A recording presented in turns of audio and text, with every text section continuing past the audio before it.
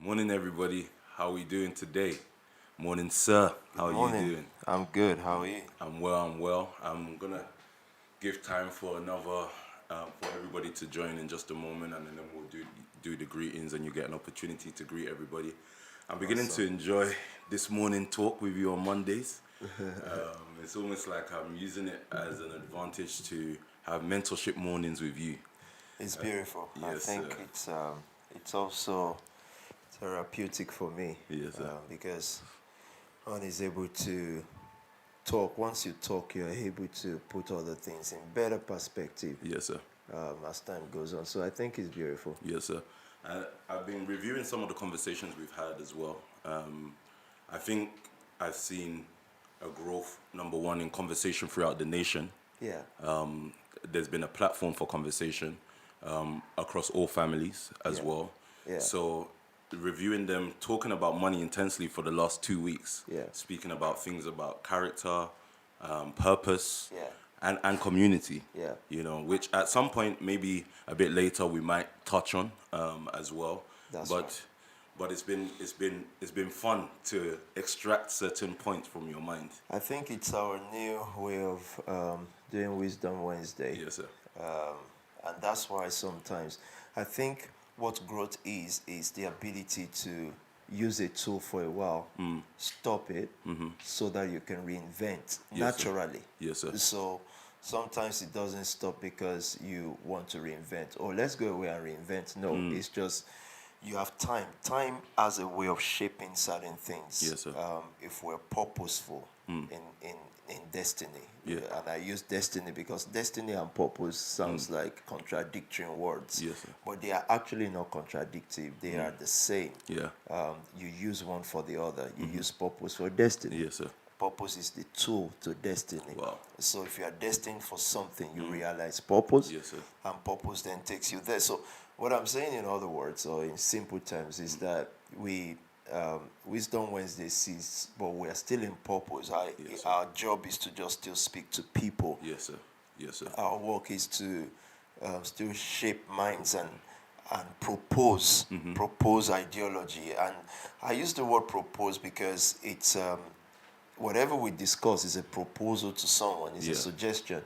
And You they might don't decide have to take it Exactly. or not. It's your choice whether you It's want your to choice. take it or not. Exactly. I can tell we're already going to enjoy today's discussion. I want to give you an opportunity to greet those that are now greeting us online very quickly, saying good morning, and then we'll get into the conversation. Let me say something.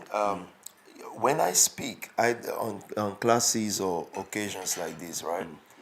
And I don't mean this in any rude way. If you get offended, please, I apologize. So I'm just talking to those who already give more than 20K a month. Wow. Either by them personally mobilizing or by their own deeds, 20 Yes, to sir. 30 already. So Yes, sir. I appreciate that everyone is joining. I can see names, but I'm very purposeful in what I say. So if it is church as well, Yeah. I know who I'm speaking to. Yeah. Now, so someone might say, well, I'm not on that stage. Well, if you're attentive enough, you will be. So that means your mind has already taken that. Yeah. So I'm not in a situation where I'm trying to get many people to hear. I think my own ideology about many people is that for many people, what God commands us to do is to feed them, employ them, help the needy. Yes, sir. So I'm not going to speak wisdom to the needy. I'm going to speak food to them.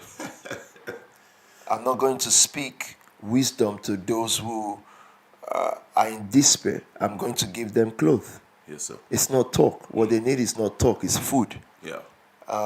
If a person constantly begs on forums like this, Yeah. they should listen. However, I just think the ultimate gift from me to them would be give them money. Yeah, Just give give them them food, food, give them whatever what they they're want. looking So I'm one of those who would gladly have a school for 20 people who are multimillionaires. It's very simple. Yes, sir. And I'll do this kind of forums for them because as much as it is encouraging and great that people make money through YouTube and stuff like that, I think, and I don't want to call it making money, I think raising resources for me is going to be through building people, and Yes, then sir. they become great, and Yes, they sir. become resourceful enough to advance whatever our mission and our purpose is.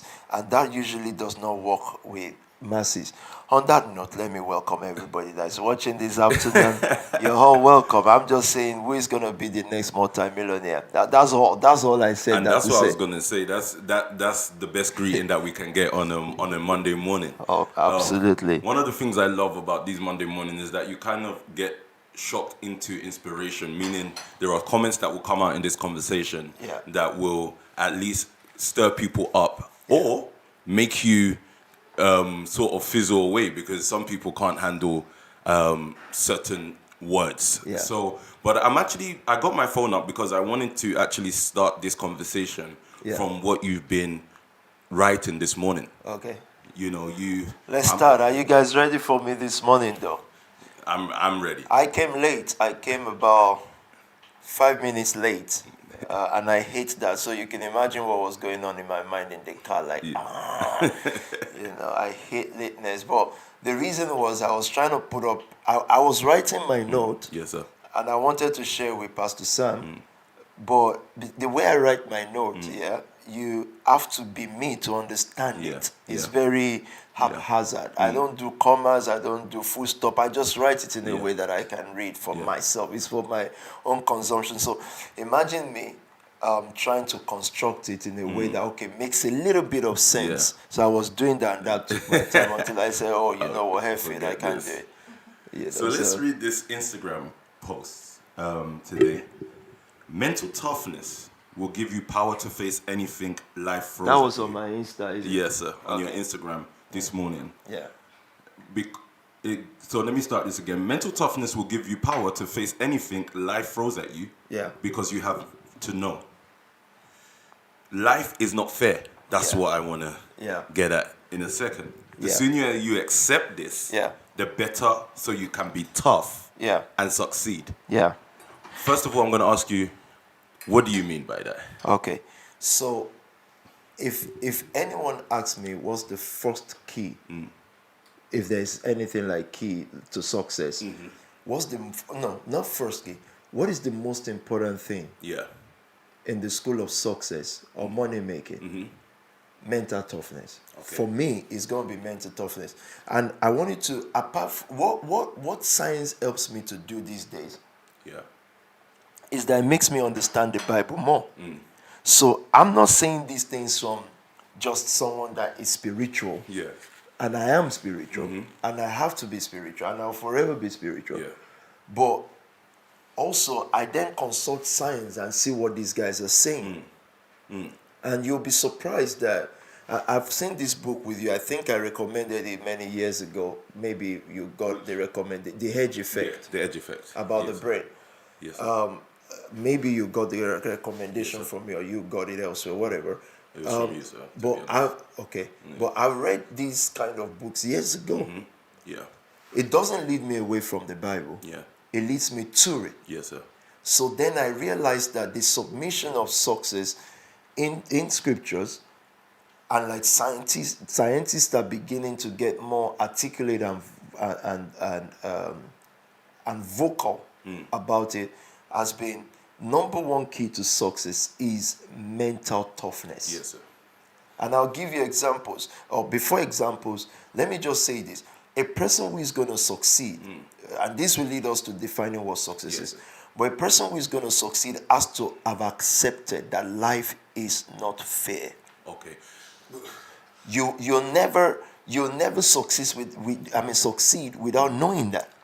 So so you said you're coming onto an example. So practically, life is not fair. How do you put that into a situation? Because again, I'm guessing things happen to people.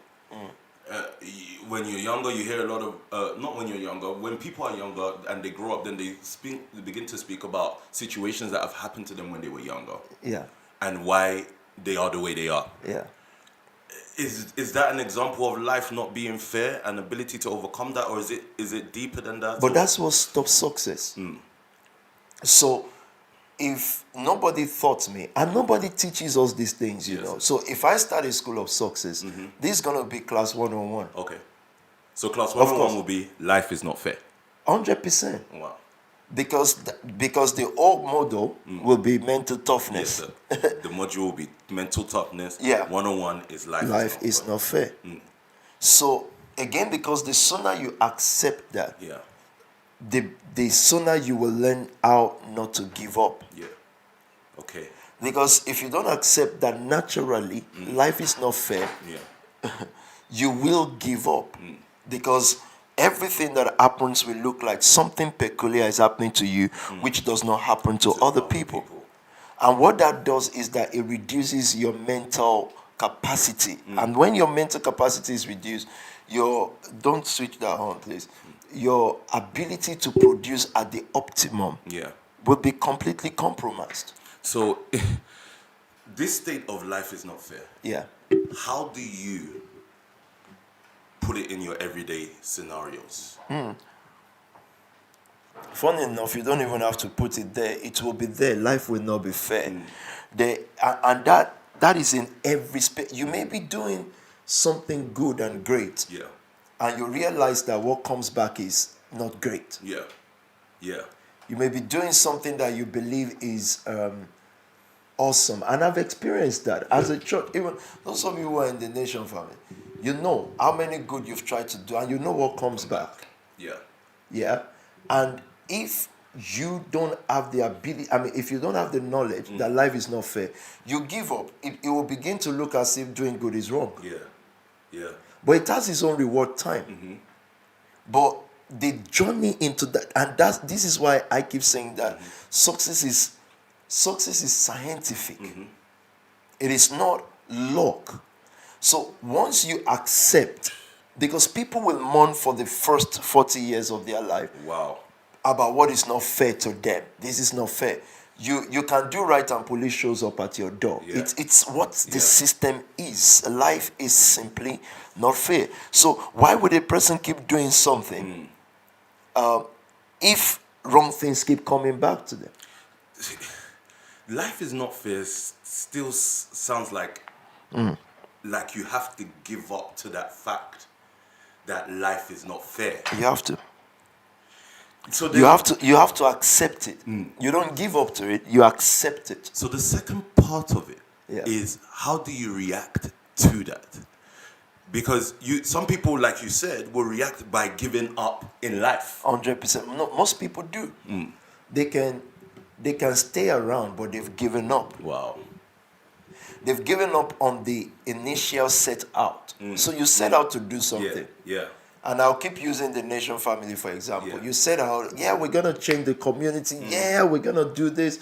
We're going to do that, And it's exciting. Let's go take Brixton. Yeah. People go there. Young people go there and go take it. And you're happy, Then you look at the results.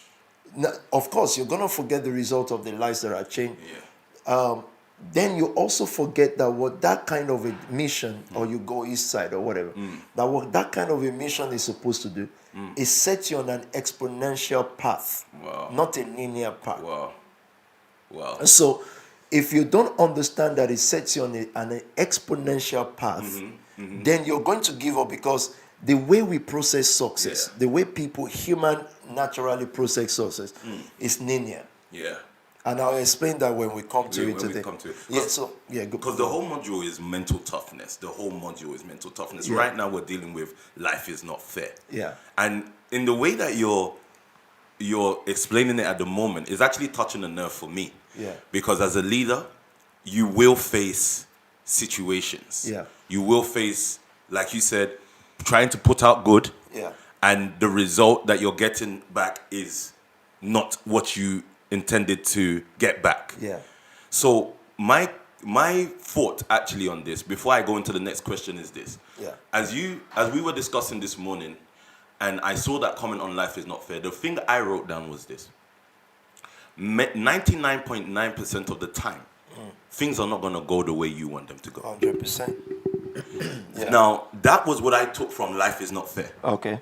Because you will set out, even let's say now taking it to business side, you will set out to do X, Y, and Z. Yeah. But the result that comes back is A, B, and C. Yeah. So there is, I think once you accepted that, in that fact, that life is not going to work out the way you perceive it will work out. Yeah. Things will happen to you outside of your control Yeah. that seem unfair to you. Yeah. Then you will be able to then begin to start life. Yeah. But there's something you said that's scary. You said the first 40 years of people's lives, Yeah. they spend it mourning the fact that life is not fair. Yeah. So coming back to this point of reaction to the life is not fair. Yeah. How do people react to it? How do you react to the unfairness of life? What are you supposed to do? What is supposed to happen? I know you began to talk about exponential, Yeah. which is first of all acceptance of the fact it's not fair, Yeah. and then something takes place on the inside. Yeah. How do you get to that point? Yeah. Losses should propel gain. Okay. So the normal thing, and until people's mind are programmed this way, we can't even talk about money making, because money is a world on its own. Yeah. It's a treacherous world. So losses should propel gain. In other words, the reason why a person is then after gain is because they've lost. Yeah. Usually people stop going after gain because they've lost, but it should propel it. I think all the things that life throws our way is to propel the best result out of something. Rejection should propel impact. Wow. It should cause impact. That's what rejection should do. Rejection then makes people go into depression. Yeah. You of course, you're a pastor, so you've heard the word, people don't love me. Yes, sir. But what you're supposed to do with that is to create your own world. You're not supposed to be a crying baby forever about people's love or not. You're supposed to create a world of love for you. Yes, sir. So hate should propel love. So if you're witnessing hate from somewhere, you should then go give love somewhere. Okay. These are very simple things. So Yes, sir. if you talk about how do you respond to life not being fair, number one, accept it. That it's just going to have to be that way. Life does not operate in fairness. It will never be. Wow. So again, as simple as that is, I think it's so deep for some of us. Definitely. Imagine a pastor preaching first thing and saying, like, guys, if I have to start preaching again, the first thing I'll teach everybody is, guys, life is not fair. We're going to do good, but we're not going to have good back immediately. So we have to dress for the battle. It's going to be a war. So, but because you think of it, automatically, if you are doing good, what do you expect back? Accolades. Yeah. It's not even, you accolade like, can't you see what we're doing here? No, you're doing it in life. As long as it's in life, Yes, sir. it's not going to be fair. It's going to be everyday kind of battle. So I said here, resilience means a stage of not going to go down without a fight. Wow.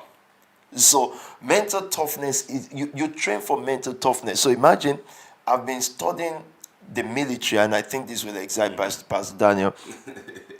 You see military people, right, as tough guys, guns, ammunition, jumping from.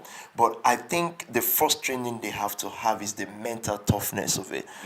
I've tried to, the same equipment that you use for skipping, is available for me as well. Yes, sir. Yeah, I see you skip on your social media stuff. I don't know if that's for social media or for real life, No, but it's anyways. real life. You can see it on my body, so you can see it. I'm losing weight. Awesome. Now, you do those things. The same skip is available to me, meaning I can go and buy a skip. Yes, sir. Skip your rope. Skipping rope, yeah. The reason why I would do 5 and stop, it's not because my body can't take it, because we have the same muscles or the same.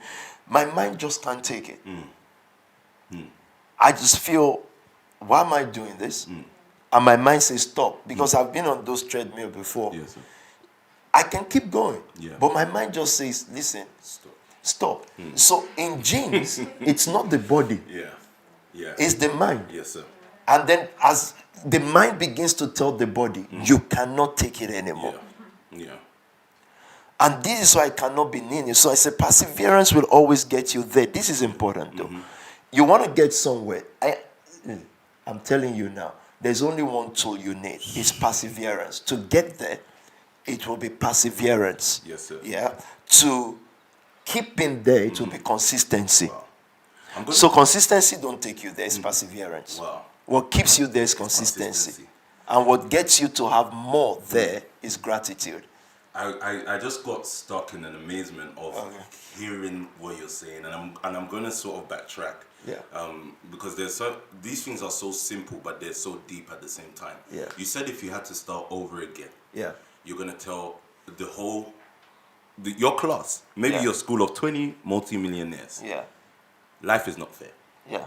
100%. In order to get to gain, you have to go through loss. Yeah. And it reminds me of what, again, you were writing this morning. You said, I can accept failure, but I can't accept not trying. And that was a quote by, I think, Michael Jordan. Okay.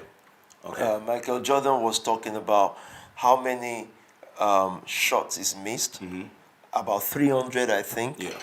About 23 times that they've asked him to, that they've depended on him to make the best final shot, and he lost. Yes, sir. He missed the goal. Mm-hmm. How many times he's failed in shot? Yeah. And his own conclusion is, I succeeded because I failed many times. But the interesting thing about a persevering person and a person that stays alive, and I think this is another key, do what it takes to stay alive. And then deal with the consequences of staying alive when you're alive. Wow. Yeah. Whatever it takes, you will just say, wow, that's that, Eugene. Okay. Because one day we were recording you remember when we went to Gold House recording, and I brought Gold out of the bag, and the cameraman professional said, wow. Behind the camera. Anyway, what was I saying? So you were talking about persevering.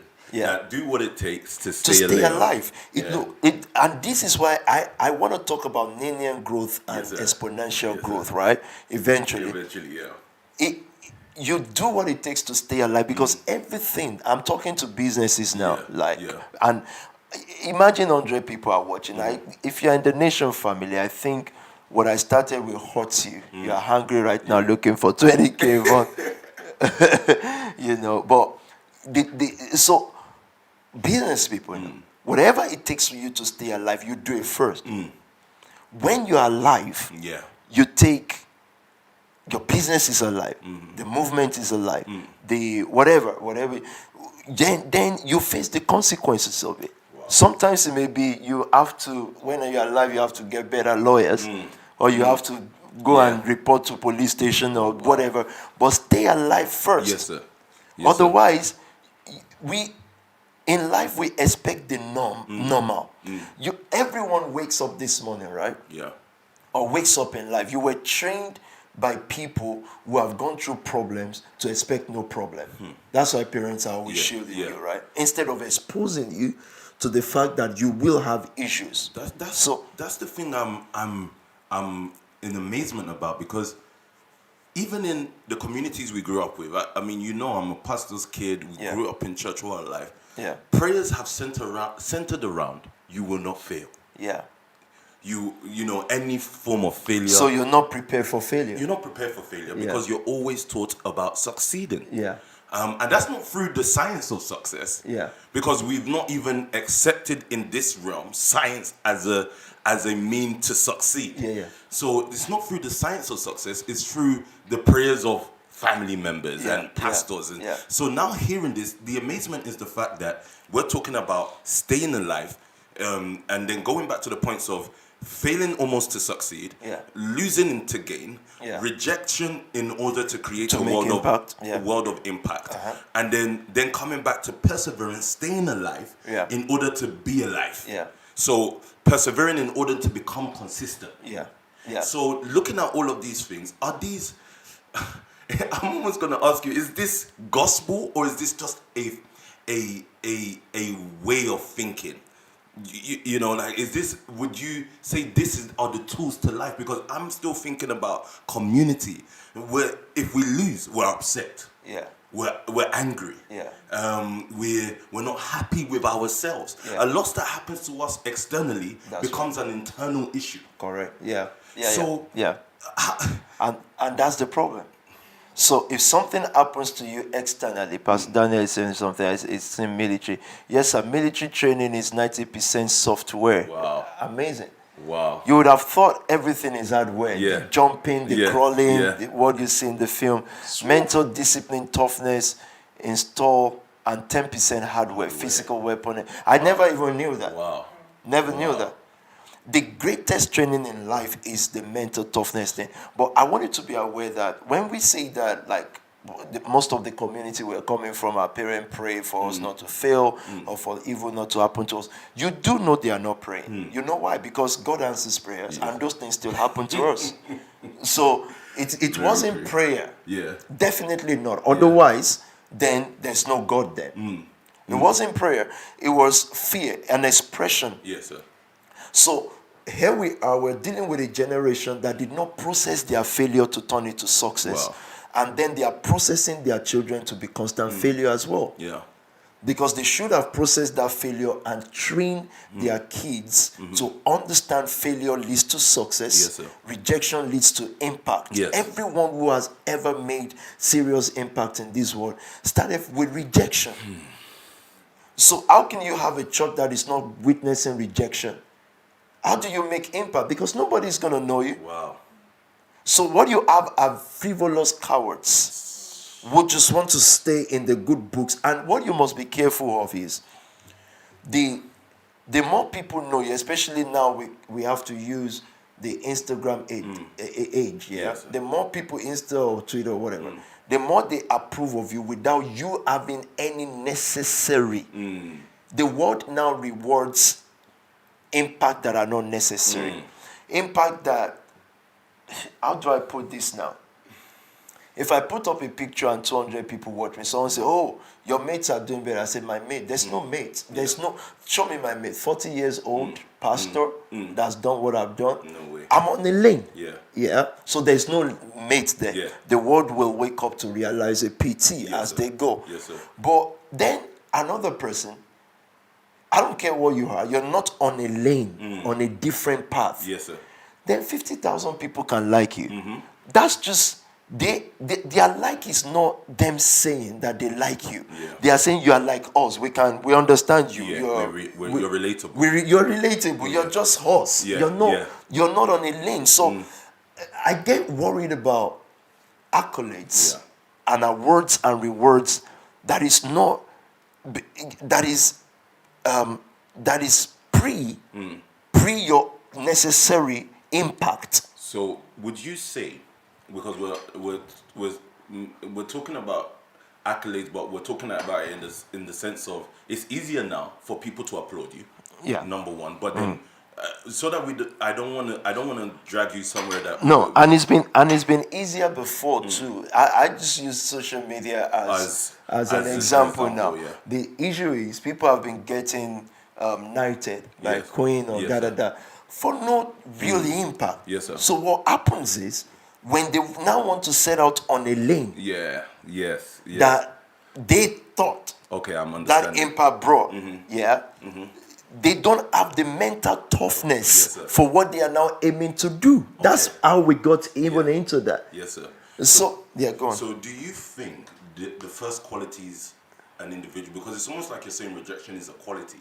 It is. It's a necessity in the makeup of an impactful life. Wow. From the Mandelas of this world to anyone that you can think of. We all talk about Gandhi now. We all talk about Martin Luther King Jr. Yeah. Even Martin Luther, the reformer. We all speak about Marcus Garvey. It was all production of rejection.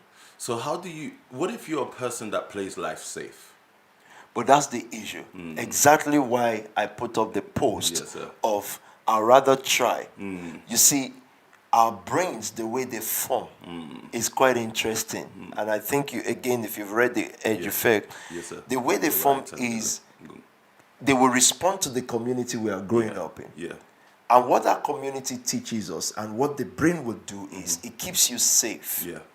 It doesn't take risk. So it will bring you to live in a system and then rely on, you will work within a reliable structure. Yes, sir. Reliable means that you know at the end of a month you get a certain salary. You grow linearly. You know at the end of this happens. So men have built what is called reliable system. But in reliable systems, right, what you will never achieve is the life you want to live. Wow. You will live, you will live. Yeah. But you will not live the life you want to live. Yeah. You will not, if you dream of living in a mansion, if you're working in a reliable system, according to it, and that's why sometimes I feel like I'm telling you, certain companies and people will go to Africa. You see, because they need to build that system as reliable, so they can get everybody into a reliable system. Whereas if Africa was running itself, it would build its own kind of entrepreneurial reliability. But I understand the West. Anywhere they find opportunity, it's business. Country running now is business. It's not about any other thing. So now you take a system there, you build a reliable system and get people into it, and they'll be comfortable. Yeah. But they will never live the life they want to live because they are living on a reliable system. So what our predecessors here did was to go back into reliable system. Haven't tried, some haven't tried and failed.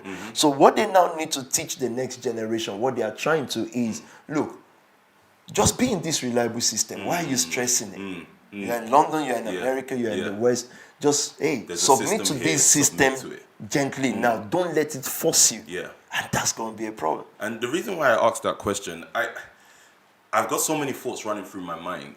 Again, like I said, I'm using it as a cheat time to have a mentorship day with you. The thoughts running through my mind is the fact that being entrepreneurial and being in the Nation family opened us up to situations. You were leading, you were doing good. You were enthusiastic about helping and doing the right thing. Then all of a sudden, the decisions you made almost then create situations for you in which it can look like you're about to experience failure, rejection, betrayal, and losses as well. And that's why that's where my question stemmed from of, what if you live life safe? Because if you live life safe, you're never going to experience those things. And based on what we're discussing now, if you don't experience those things, it's as if you're not going to be able to live the life you want to live. You will never. Wow. There's no way in the world. So, talking about, before I get into that, because that's just going to drag me to linear and exponential growth. It seems as if we're heading there. But before then, I've said this. Every challenge is actually a challenge. Wow. And I need people to think about that word carefully. It's actually a challenge. It's not something that God is coming to solve. It's a challenge. Can you fight? So if two boxers say, I challenge you. Imagine the next boxer now saying, no, I don't like all these things, so let me be safe. It's a challenge. It's not calling you weak or silly. It's saying, actually, I'm trying this challenge your way because I think you can fight it. So every challenge is actually a challenge. It is not a declaration of victory. So when a challenge comes your way, it's not declaring victory over you. It's saying, fight me. But do you think that subconsciously, if we're not able to immediately solve something, we back down? 100%. Because we don't know that it's a challenge. If a problem comes to people naturally, you feel that's the problem overcoming you. Isn't that what people say? Hey, the problem I'm in now. You're already, the thing is saying, put on your clothes, dress up, and come and fight. But again, so it's good, and you know I've been encouraging, teaching our children coding and all that. But the moment they are able to understand that, look, this coding or whatever else is just for you to be able to fight. The real thing is your mental resilience. Yes, sir. The coding they are just tools. But your destiny is a fighter's destiny. Wow. So every Spartans are trained to fight. Because that's what comes to my mind next. Training. Every challenge is a challenge. So when the challenge is put out, one of the things that I feel, and these are the things that we've been taught, and also that we've had to, being taught sometimes you don't accept words straight away. You then get into situations that kind of enlighten you into what you were taught. So one of the things that I've begun to experience was, let's say doing Zuriel, you hit roadblocks, obstacles, Yeah. then it's almost a challenge to say, can you come up to this level and operate in this dimension? Yeah. At that moment, you're thinking, I'm hitting this wall, I don't know what to do. Maybe I should back down. Maybe I should try and find another route. Yeah. Not knowing that, actually, this is time to enter into training. Yeah. To be able to meet up with that challenge. Yeah. That, because no boxer just starts a fight. Yeah. Once the challenge is issued, that boxer goes into training to be ready for the fight. Yeah. So one of the things that I'm beginning to discover is that there's a period of time that needs to be added to the factor of challenge. Absolutely. Because you can't just, yes, there's a challenge to make $1 million a month, for example. Yeah. But that's not tomorrow. Yeah. That is the challenge has been issued. Yeah. Now your mental resilience kicks in. Yeah. Can you now begin to almost persevere to a point where you get to $1 million? Yeah. And then the consistency will be to continue fighting at that level. Yeah. You know, so coming back to the next question now, which is, for me, how would you tell somebody to prepare to overcome a challenge then? Because when you're in a challenge, and challenges, unfortunately for us, challenges, they don't wait for you. Yeah. They're there consistently, even while you're training. Yeah. They're in life. Life is there consistently. Like you said, life, the unfairness of life doesn't stop Always for you. there. Yeah. Stop for you to be ready. But you still have to It get doesn't ready. care if you're ready or not. So how do you operate within those times when you're not ready? Yeah. Through things like this. Because if we don't know better, we can't do better. It talks that have built people like myself are thoughts like, it's okay, for you to not have the result you think you should have now. Being okay, and I put it, being okay with not getting the result you want right now is one of the best strategies to success. That's serious. Because being okay with not getting the result you want right now is one of the greatest strategies to success. Because everybody is very disappointed. And that's why we give up. Because we're not okay with not getting what we want right now. That's the issue. Now, what we don't know, though, is all the times of not getting the results you need right now is building a mental toughness in you. And God is not going to appear to you in your dream to tell you, look, I'm building, life is built. Even scientists agree to these things, guys, right? So there's nothing in life that is going to tell you or warn you and say, it's okay to be okay. Yes, sir. Young people, when things are not going their way, you know what happens? We get uneasy. We get to look for other things. We die inside in the place of the mental resilience. And it's almost like, for those who have certain opportunities, it's almost like when you internally give up on certain ways of doing things, especially the way it's almost like there are better opportunities that are in front of you, and they are not better opportunities. They are just acceptance into a lower life. Yes, sir. So again, I'll just read it according to being okay not getting the results you want right now is one of the best success strategy ever. That's why. So I wrote that, then I came to the conclusion of I can accept failure, I just can't accept not trying. And you know, again, being able to ask questions and then also relating it to life as well.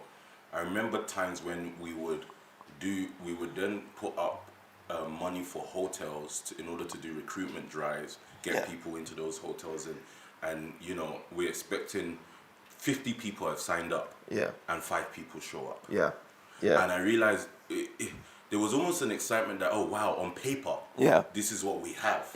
But then when it came to the practicality of everybody coming down to that place, it was like what we had on paper was not what we had in real life.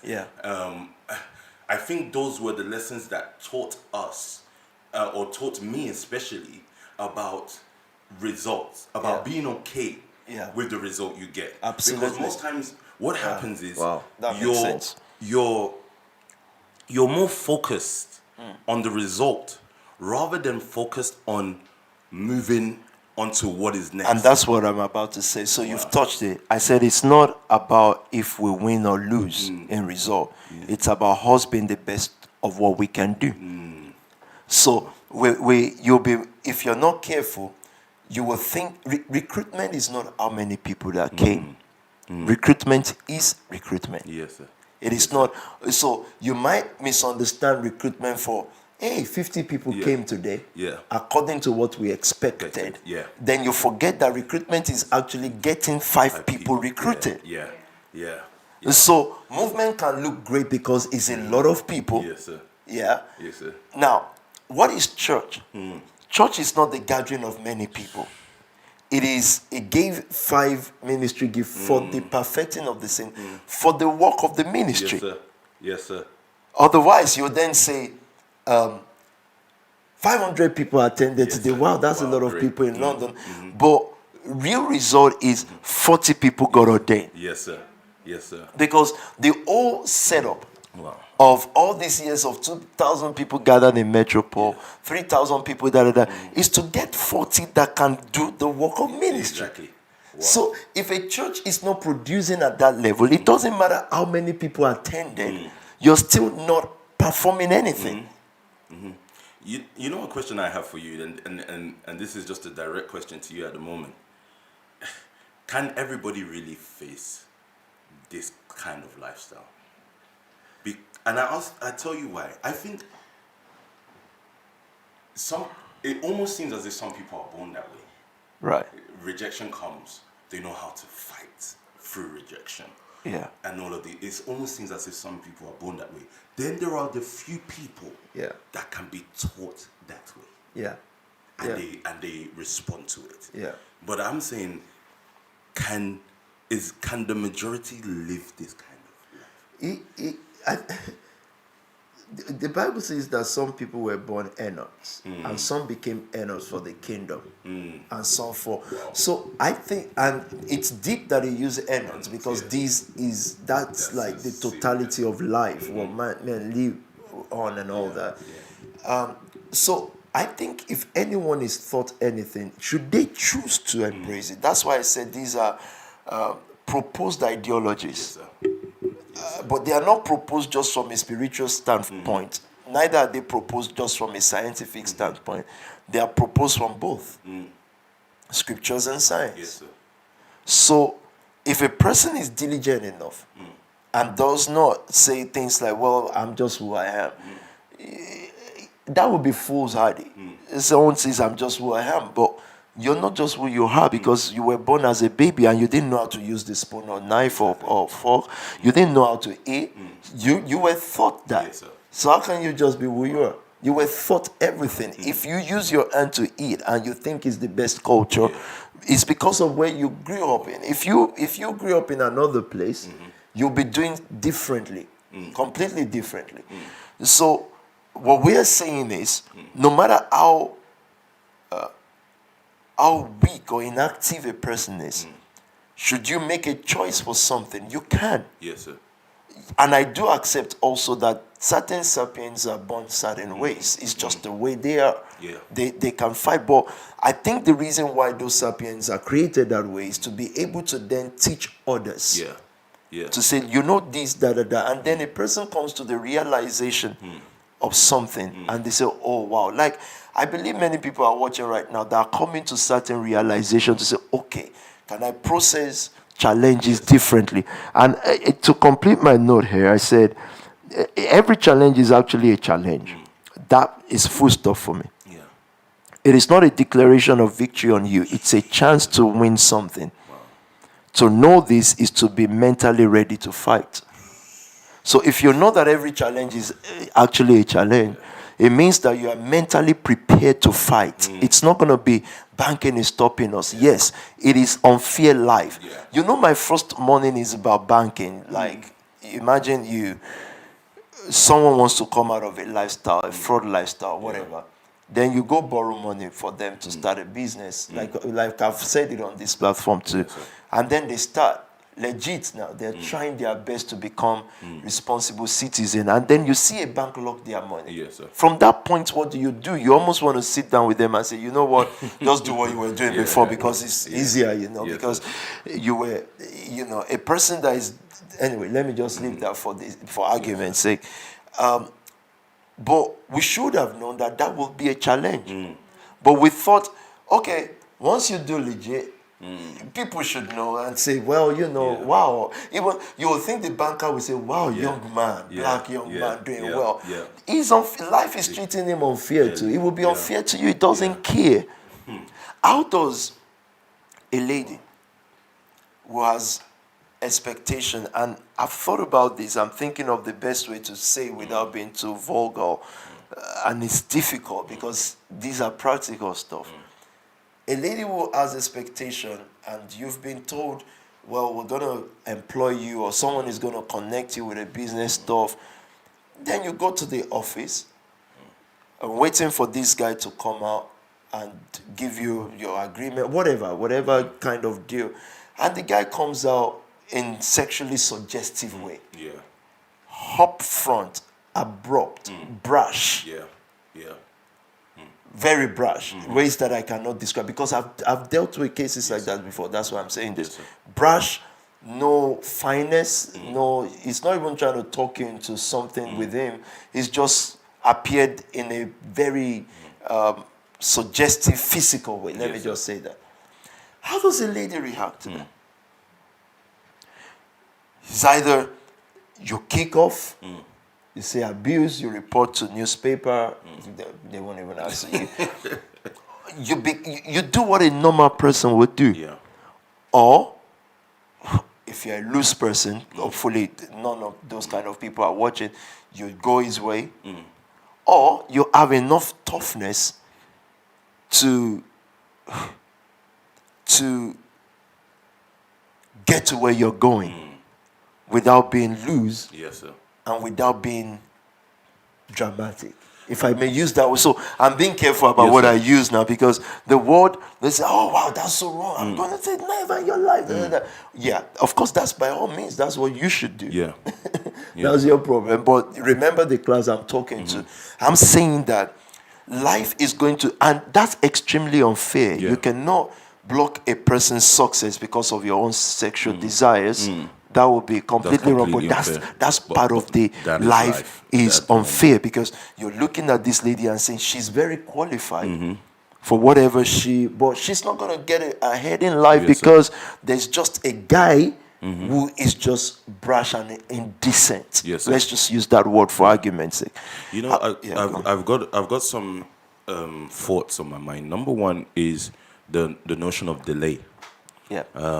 Delay being the fact that mental toughness means that the route you wanted to take may be you may be rejected from that route 100%. Because of certain circumstances. So delay is number one thought. Then number two thought is parenting. It's almost as if we're parented by the things that happen to us. So rejection comes to parent you into making impact. Because the way you're explaining it today, or what the tips you're explaining, not even the tips, the life lessons that you're explaining, this is like a classroom for me now. I'm thinking, if I don't experience failure, I can't be taught about how to succeed. And it's almost as if, no, before I go there, then my question is simple. What about the scenario of I've experienced failure? And then I've got a younger person under me. Do they have to experience failure too? Or can they learn from the failures I've experienced?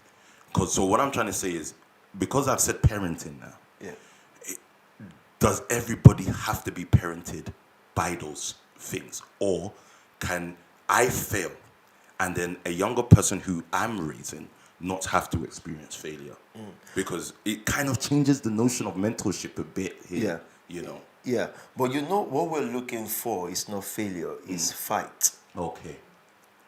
So every next generation would have a new fight. That's important, sir. So we're not looking for failure. No, We're it's looking not for like fight. it's not like let me fail. No, I'd rather you succeed all the Yes, sir. time. Yes, sir. Yes, sir. So it's not I'm looking forward to my failure. No, you're looking forward to your success. Yes, sir. But what you have is a fight. It's a fight. So what mentorship teaches you, which is priceless, is the ability to fight.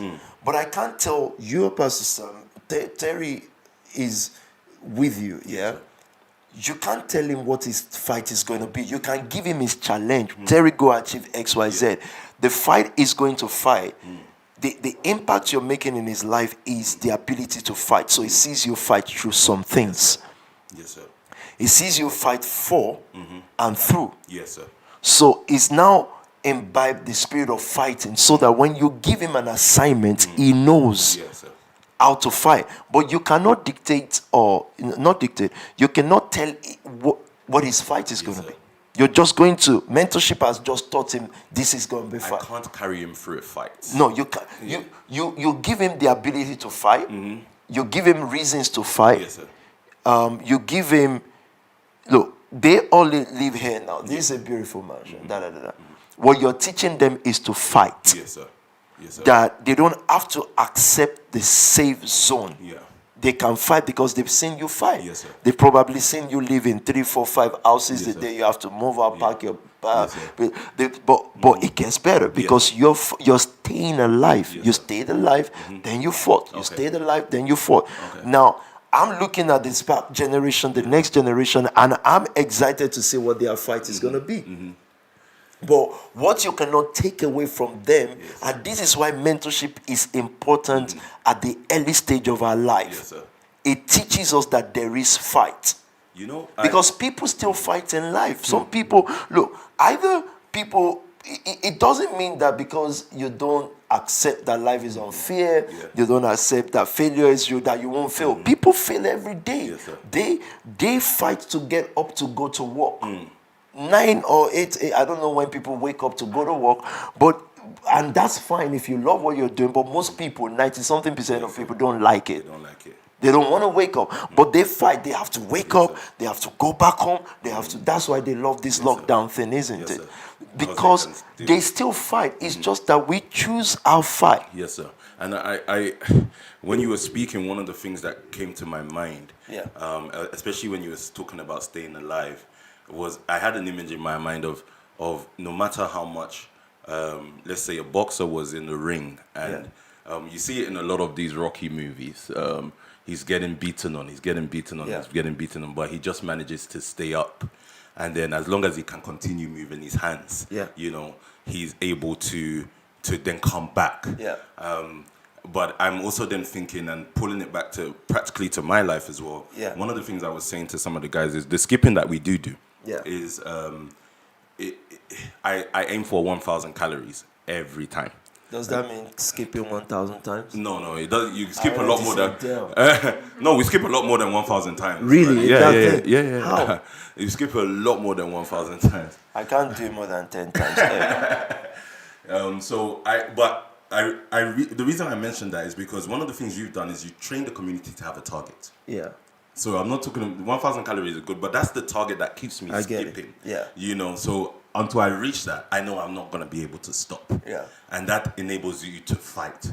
So is target important in learning how to fight? Or I know that's not a scheduled question, but I feel like it's important. Is target important in learning how to fight, or can you just know? How do you learn how to fight? That's what I'm saying. I think you call it target, I'll call it goals. Okay, Goals help you a lot. And I wrote something down about goals here. I'm just trying to, the 5 things they train you in military to do. And our goal setting improves our performance. Wow. It helps us get to maximize our performance level because you set goals. Yes, sir. So for me, target is crucial because what it does is that it streamlines your thoughts in a certain direction. Yes, sir. it's like just punching or exercising to box endlessly. Now you're exercising for you have a fight. Yes, sir. In 6 months' time. Now, of course, there's a lifestyle that you live as an athlete. Yes, sir. Daily. But then, if you have a fight in 6 months' time, you have a target. It's gonna earn you X amount of millions Yes, or sir. whatever. So definitely yes. Yes, sir. Target or goal setting. Goal setting helps improve performance. Performance, 100%. It optimizes it. Then the next question, there's so many thoughts that I have towards what you're saying. The next question is studying. Yeah. Now, one thing we can't do is, I know we're talking about it on a light level, but then studying, I'm talking church, the Word of God, Yeah. but then also just studying life, because every fighter has to study his opponent. Yeah. You know, and just before we get into linear and exponential, every fighter has to study his opponent. So life is the opponent here. Yeah. The fact that life is unfair sometimes is what we almost have to look into and accept. It's almost as if, and this is the way it's coming to my mind, it's almost as if when rejection comes, it's almost like you have to study it. Yeah. Rather than before you will be upset, it would dictate your emotion and how emotional you are or you're not. But now it's almost like when it comes, you have to study that rejection in order to then know what to do next. So my question then is, what is the framework of somebody who is fighting rejection constantly? Is there an end time where you're saying, I've been rejected too much and I should give up? Because you're usually fighting to enter into something. So is there a time where maybe there's no way here, or is it you just continuously fight until there is a way? Okay, so there are people who are fighting for the wrong stuff that they are not equipped to, So someone can wake up and say, yeah, I'm going to be a trillionaire. And then the structure of that is not there. So it's like, it's a fight, but it's not a fight, if you get what I mean. Yes, it doesn't just make any meaning. Yes, sir. But let's say we go beyond that, because again, I'm teaching a class of certain kind of people, right? There is nothing like I've been rejected too long or for too many times. Because your mobilizing force, your motivating force is the purpose and the goal you've set in front of yourself. Yes, sir. You actually wake up believing that it's a destiny. If something is your destiny, if changing the community is our destiny, so how many times can we get rejected? Yes, sir. We cannot. And let me tell you, most great people that I've sat down with, actually, one of them said they said, look, I think you may think I'm fake, but that's you. I can't change it. They have a kind of mindset that is different. Yes, sir. Said, I can't change who you are, but we're talking anyways. And you can make your own decisions from where you're coming from. Now, words like that really touch my heart, because then that makes me feel and understand how certain kind of people think, and that their success is not by luck. Yes, sir. They were not looking for acceptation from everyone. They just had a mindset of destiny. It is that mindset of destiny that wakes them up in the morning and keeps them doing what they're doing. Because an average person, if something is under it, if their decision or exposure is under it, and I have to tell you something about exposure. Let me tell you, anyone that wants to become something important, you must deliberately be exposed to pain until you are numb to it. Yeah, you must deliberately. It's like a politician. If you're gonna be a politician, you train yourself by exposure to hurtful words and trolls. Yeah, it makes you suffer, but it makes you into a finer person, because the trolls. So actually, now I wish I can redo this now. Actually, now just turn on Periscope or internet or Instagram to be abused. Just take it in. They are hurtful words. Words are hurtful. People can say things that's why people get damaged. You will know that this person, through the nation family crisis, is being damaged. It's just managing. Something in his heart is saying, why am I even still for? It's there. Something has changed. Not knowing that if you're actually going to become something, God or you now have to deliberately expose yourself to hurtful things and things that causes pain. I might need your power bank. So that you're able to. The reason is this: when you get to the height of where you're going, there'll be more fights there. How do you tame your emotions? Remember, it's tames. You can't lose your emotion. You are human. How do you tame it in the direction of destiny? So if you believe you're destined for something, Yes, sir. for something, you're going to really stay within that line. And again, so I think of a world leader like Joseph. Yes, sir. Joseph is going to lead the whole world. And finally, as I listen to scientists more, those Bible stories make sense to me. Because what has happened is I'm now able to process why Joseph, what the Bible didn't bother to do was to actually then tell us, Yes, sir. was to tell us that, you know what, Joseph, when he got to be the world leader, food distributor of the world, these were the challenges, because it's not necessary anymore. We've seen what he's been exposed to. So two thoughts again from that for me is, number one, pain threshold. Pain threshold. Pain threshold, yeah. Ability to absorb painful situations in order, because you said you deliberately have to expose yourself to painful situations. Yeah. Hurtful words, for example, if you're going to be a politician, yeah. you have to open yourself up to hurtful words. Yeah. And the second one was destiny. Yeah. You're destined to be something. And I think the reason why I like that thought is because it's almost like you're saying something is your right. Yeah. You know, one of the things that I struggled with, let me say growing, until it snapped in me, was having money. Yeah.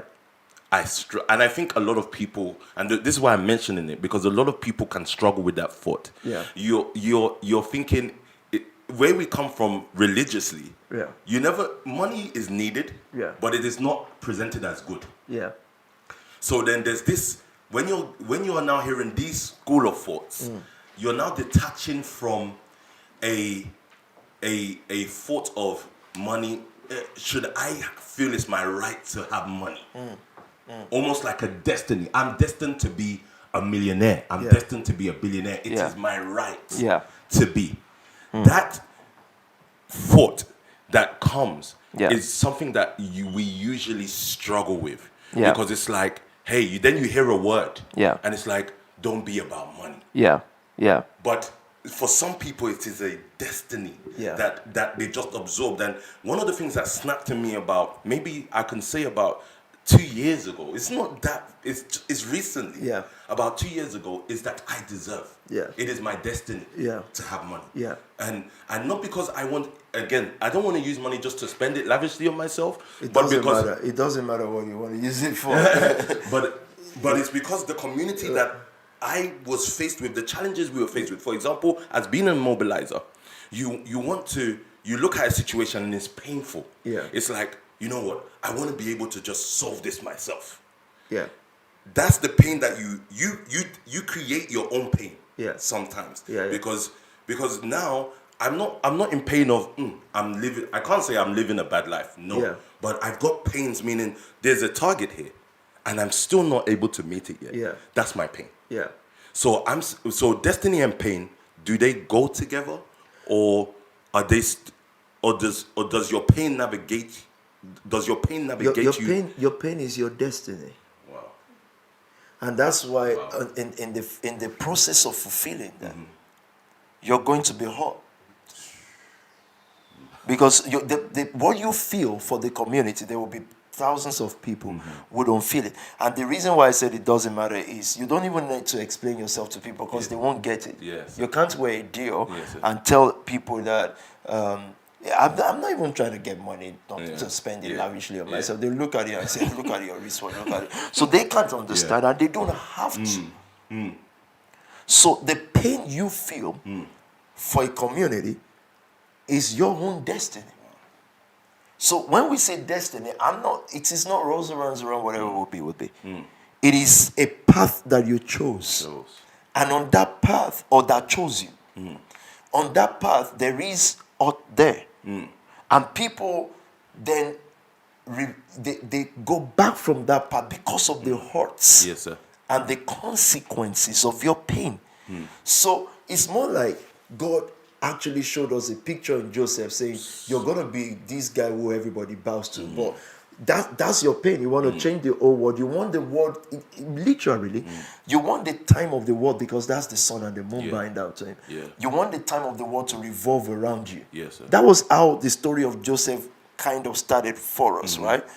And then what we saw was slavery, imprisonment, lied against, blah, blah, blah, all those other things.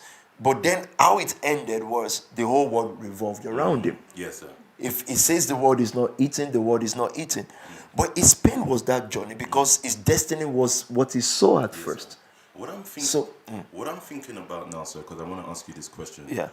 What I'm thinking about now is all the people that have experienced pain, rejection, loss, that went to then go and sit in the reliable system. Yeah.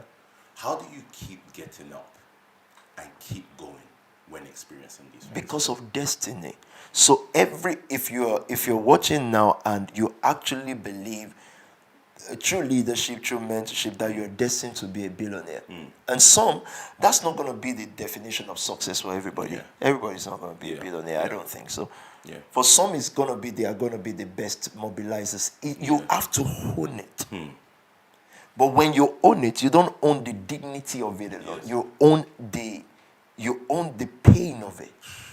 So it took me time to accept and to learn that, okay, Tobi, you're going to be leaders of many young people in London City. Yes, definitely you're going to be questioned by police.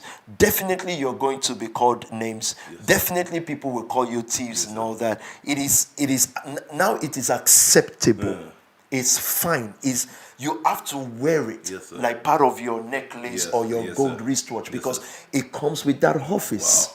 So don't just own the dignity of it. No, because the dignity owning of it is why people back down. That's why we give up. Because it doesn't look like what you are. You can imagine how misunderstood I am. And it's only you that knows me and you think, this guy really don't care about the things they think he cares about. But look, for the world now, it's none of my business anymore. It does not matter. It's a territory. Yeah. Now, that is what the best gift a person can also have is mentorship. Because what we lacked is we were not exposed to people who were on this level of success, exposed to these kind of things that can say this. Everybody just have this escape thing. Oh, no, don't say that so that they don't come after you. Don't show up. And then that's why they are small. So, yeah. Can I ask you something? This is, again, I think this is for me, really. Being cold because of situations. Yeah. And cold meaning, because I want you to help define this, because what you're saying is basically the things you go through and you experience and you become mentally more tough. Yeah. It can almost come across as if you're being cold because you're just going to go for what you're going for without considering what the opinions of others, really. So that place of is there, and the reason why I'm saying it is only because I'm agreeing to you, but it's not showing me. But it's fine. So the opinions of others is there's this notion of cold, being cold. Is that a notion, or is that just a state of someone who is successful? I hope you understand the notion of being called, the notion of calling in life generally. Elon Musk is called to do what he's doing. Either you think he's an ordained leader, Christian, non-Christian, whatever. There's a call there. And again, the call is destiny, is what we are meant to be. As a matter of fact, I think it's what we're here for. What you came to life to do, that is different. And that's why I understand very well the all coming together of the nation family. There has to be an Alicia for there to be a PT. What she had there is important. It's a call. And then it also comes with a problem. Has to come with a problem. Has to come with a nation. But there's you own those things as well, right? You have to own it. So whatever Sam is, you want to help community, whatever. But you have to be a Sam to a PT, to a nation family. And then that has its consequences as well. Yes, And sir. it's not going to be fair. I'm still going to talk about the balance. So I said exposure exercise is how we learn focus and achieve great goals. Okay. So there must be exposure matters. So the best gift God gave us as a family is that exposure to all of this. We should Yeah. take it in. Yeah. Now, again, I repeat, there are people who are escapists. And if escapists look at their life, escapists can go to a country and say, I'm going back home because it's better at home. Yes, sir. That's what daddy did. That's what they all do. They are escapists. And it doesn't mean that you're not doing it now because you're younger. No, you're doing it in your own way, the way it. So exposure is what God gives every great man. So I said, exposure exercise is how we learn. Can you walk on the street and people are shouting, see, that is throwing stuff. Every great politician had to go through that. But keeping focus still. Yeah. If you have suffered enough, you will feel no pain. No more. And you won't then be emotional and discouraged when pain and betrayal comes. You will not stop. So that's what I was asking. Okay. Because if you have suffered enough, Yeah. you will feel no pain. Yeah. So it will be difficult for people to get reactions from you. Yeah. And now You would always be doing what you have to do, not that's what it. you are pushed to do. So That's being a fine man and woman now. But again, because we're gonna come back into the linear because I feel like you're breaking down the components of the man that works from the inside. Yeah. But everything that is attacking you Yeah. to not be this person you're explaining now. Yeah. Family is attacking you. They're saying, there's this African proverb that comes when your parents get old. And that's good, but you look at how Africa is. So before we begin to embrace their proverb, let's just see how it turned out. But I'm just saying, but it's important. Yeah, but go for it. So time is short. More like a blackmail. Time is short. You need to spend more time with me because we don't know how long we have left. All of those rubbish that you hear. But what I'm trying to use that as an example for is that everything is always attacking you doing what you have to do. Yeah. And they're trying to make you into a person that should be pushed to be someone that everybody else wants you to be. Yeah. So, is there a balance? There's no balance. Destiny is so powerful that when it possesses a man, every other person does not exist. Only those who you are destined with and they are destined with you. Wow. Destiny is what Jesus was talking about when he said, if a person cannot forsake his father and mother, he's saying, look, Peter, John, James, all of you, you're destined for me, I'm destined for you. All those other people cannot exist within the same space of this destiny. Yes, sir. Destiny possesses you so much. And what was the tool for their destiny? Purpose. They were following. That's purpose is to follow. But their destiny was to be the foremost apostles, the apostles of the Lamb. Yeah. That's what they are supposed to be. Wow. So there is no... if we're teaching this in a church service and all that, we'll talk about honor for this person and all that is fine. But in the real school of success and progress, if you may say, there is nobody that exists there. Because again, until you are fully possessed with the fact that this is my destiny, you have to own that space and own the problems with it. Yes, sir. So a Spark Nation pastor has to be able to wake up knowing the right lawyers to call, because people will get arrested and you will get arrested for things that you possibly don't do or do wrong, because you will have a backward police system that does not understand success, and you will have the most degenerate black officers that would think they know. Yes, sir. Yes. So how are you going to go through life without having to fight those phases? There's no way. There's no way in life. So you have to be exposed to those things, but you have to own it as destiny. Otherwise, you know what happens, right? You'll come back and try to think you are doing things differently and more decently. Let me tell you, once that is happening, you're forming into safe system and you don't just know. You're going back. So your uniqueness is why police even knows you, why government knows you, why number two. Is the uniqueness of it. It's the fact that you're fulfilling a certain destiny in an unconventional way. Yes, sir. That's why you even stood out. Otherwise, there are millions of other people doing church or leading people, leading young people. You're not the only young people's church. Yes, there sir. are many. Many, yeah. But the thing is, they are irrelevant. Yes, sir. Because they can't stand out, unfortunately. So, Some of the things you're saying now, sir, are putting some words I've been struggling to articulate into format for me. yeah. Because I've had some few conversations over the last couple of weeks with people, and I've been telling them stuff like, we're supposed to enjoy our struggle. Meaning, you can live in a family home, Yeah.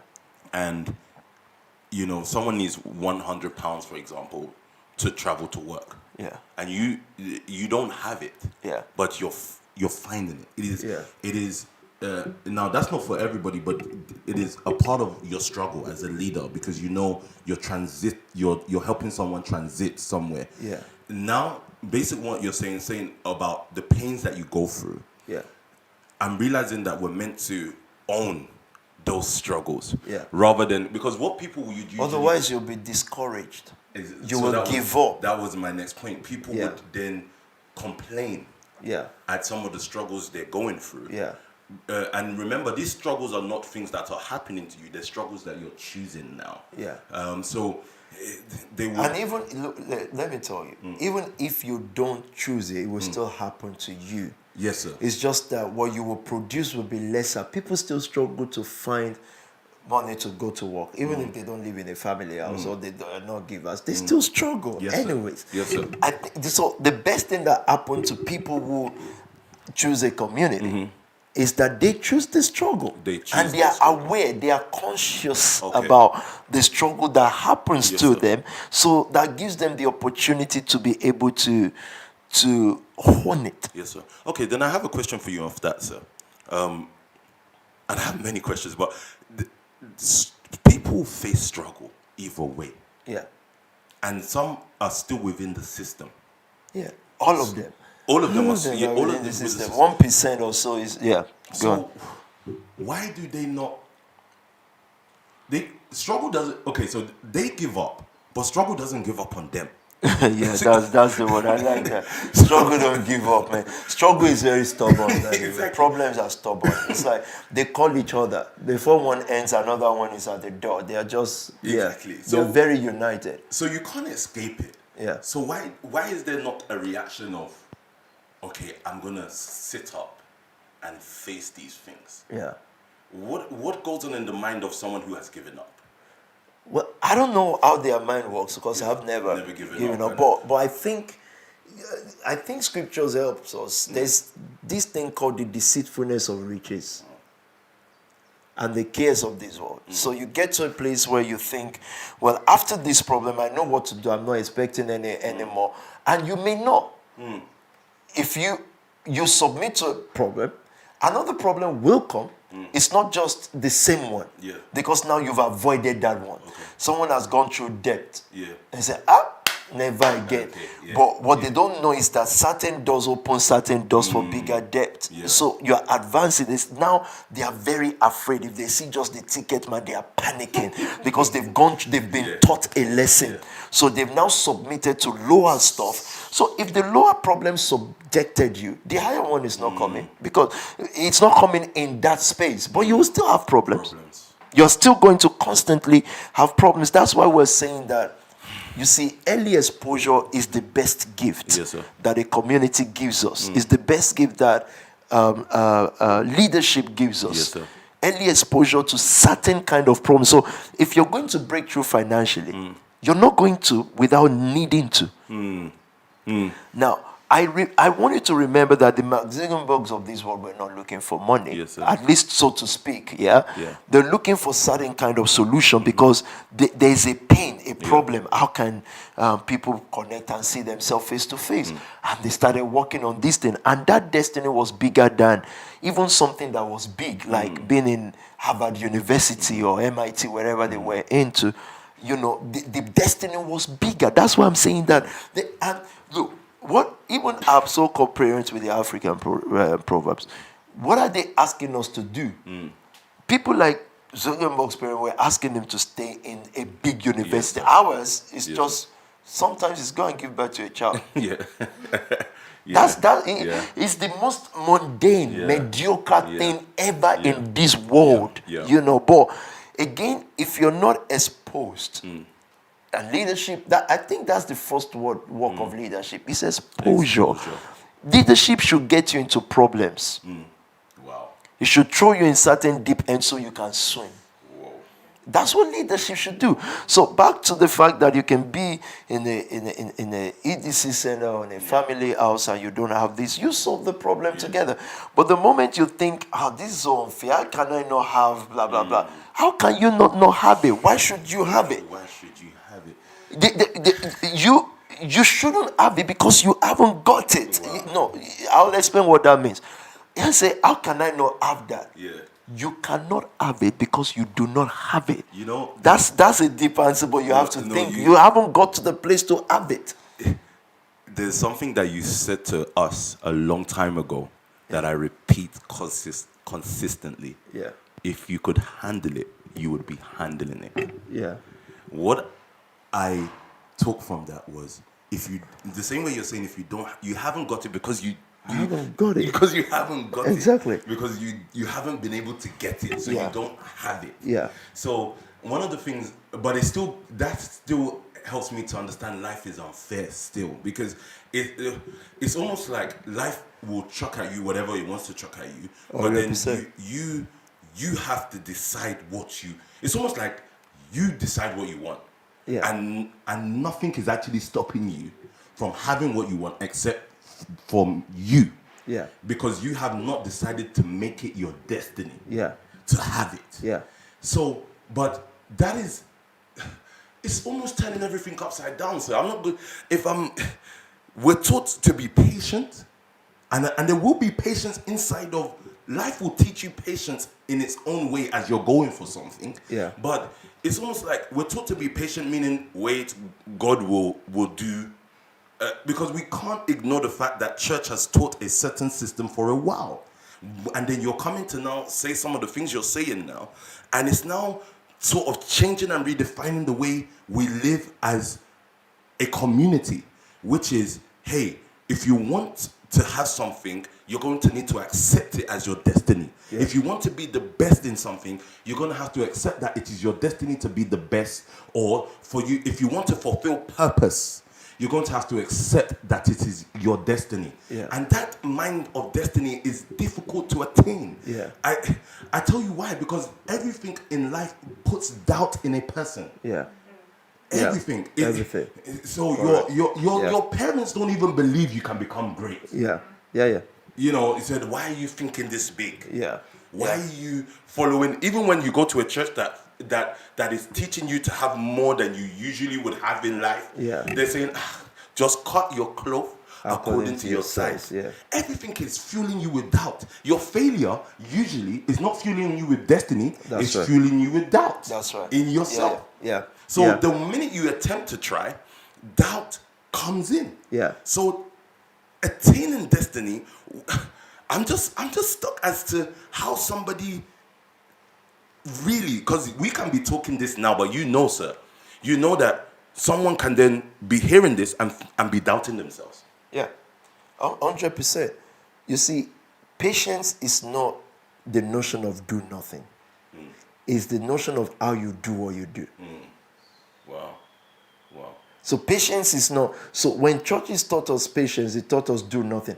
Our brain cannot function that way. Our brain will run down if it's do nothing. It's how you do it. So patience is not don't fight, it's how you fight. Okay. Patience is being able to fight with joy and confidence, not fight. Yes, sir. Patience is not don't, and I don't want to use the word also.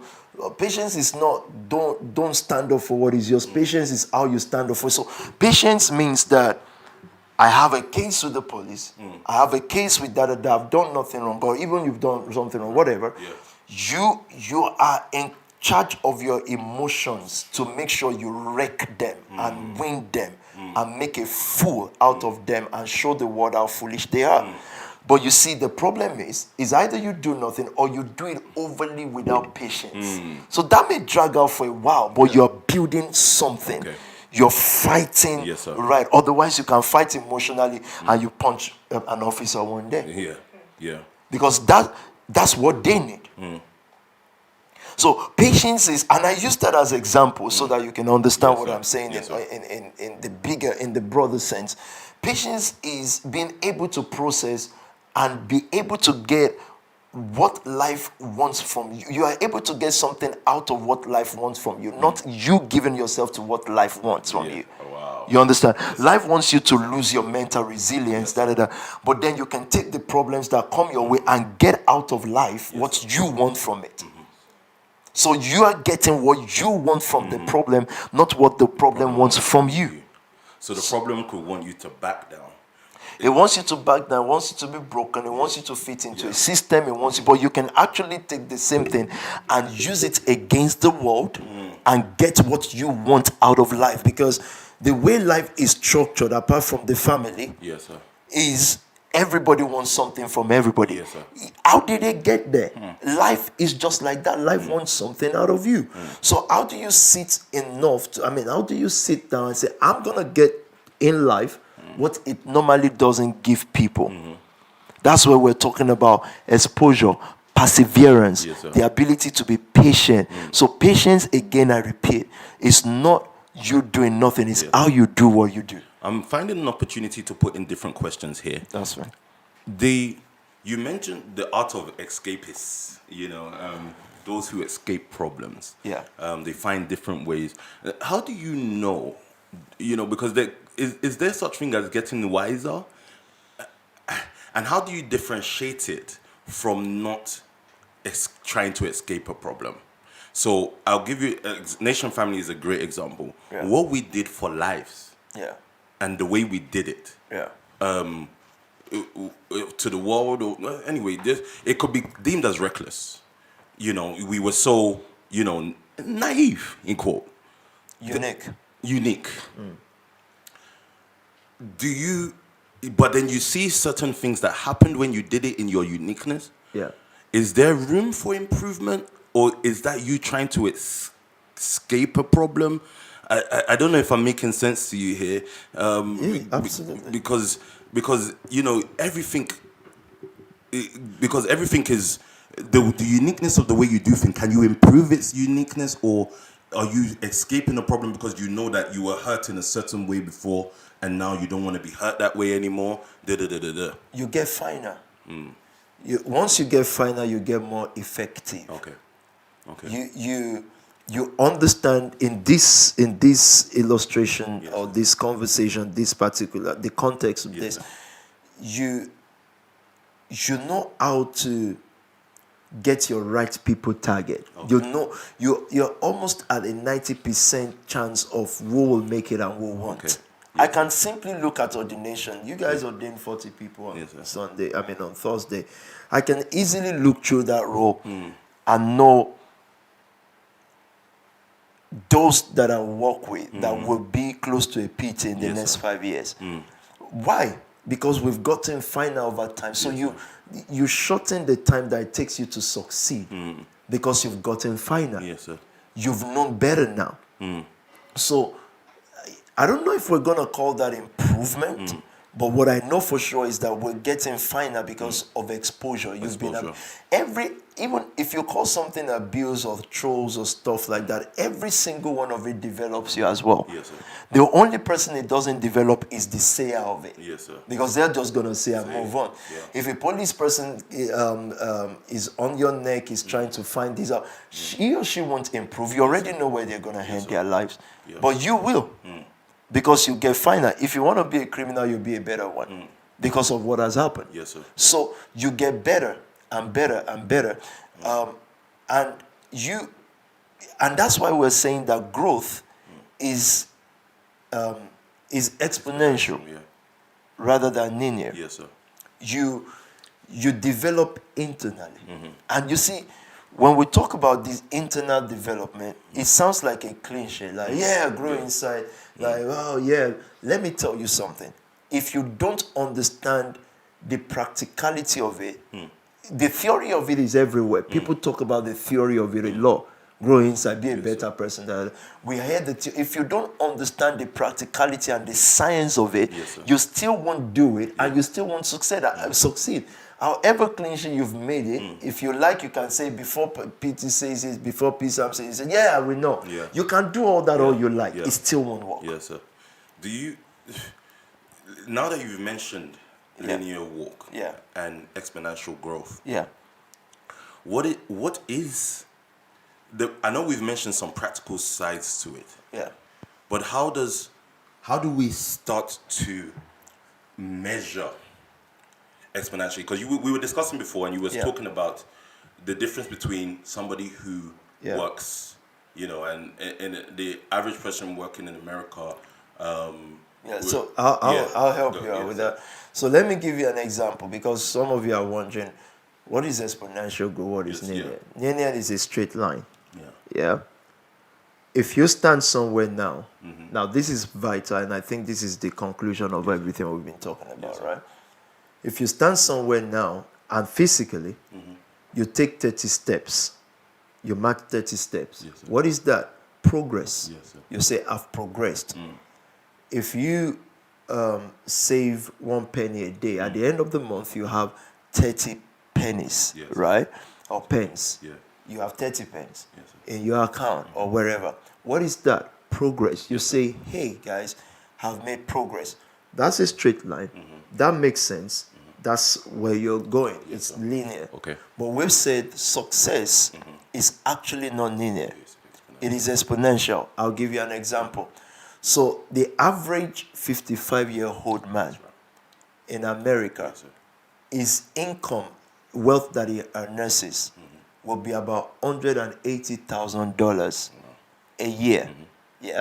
That's a working class, even an entrepreneur sometimes, whatever the guy does.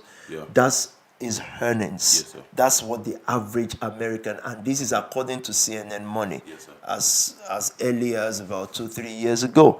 So let's say it's increased, which I doubt very much. Let's say it's 200K.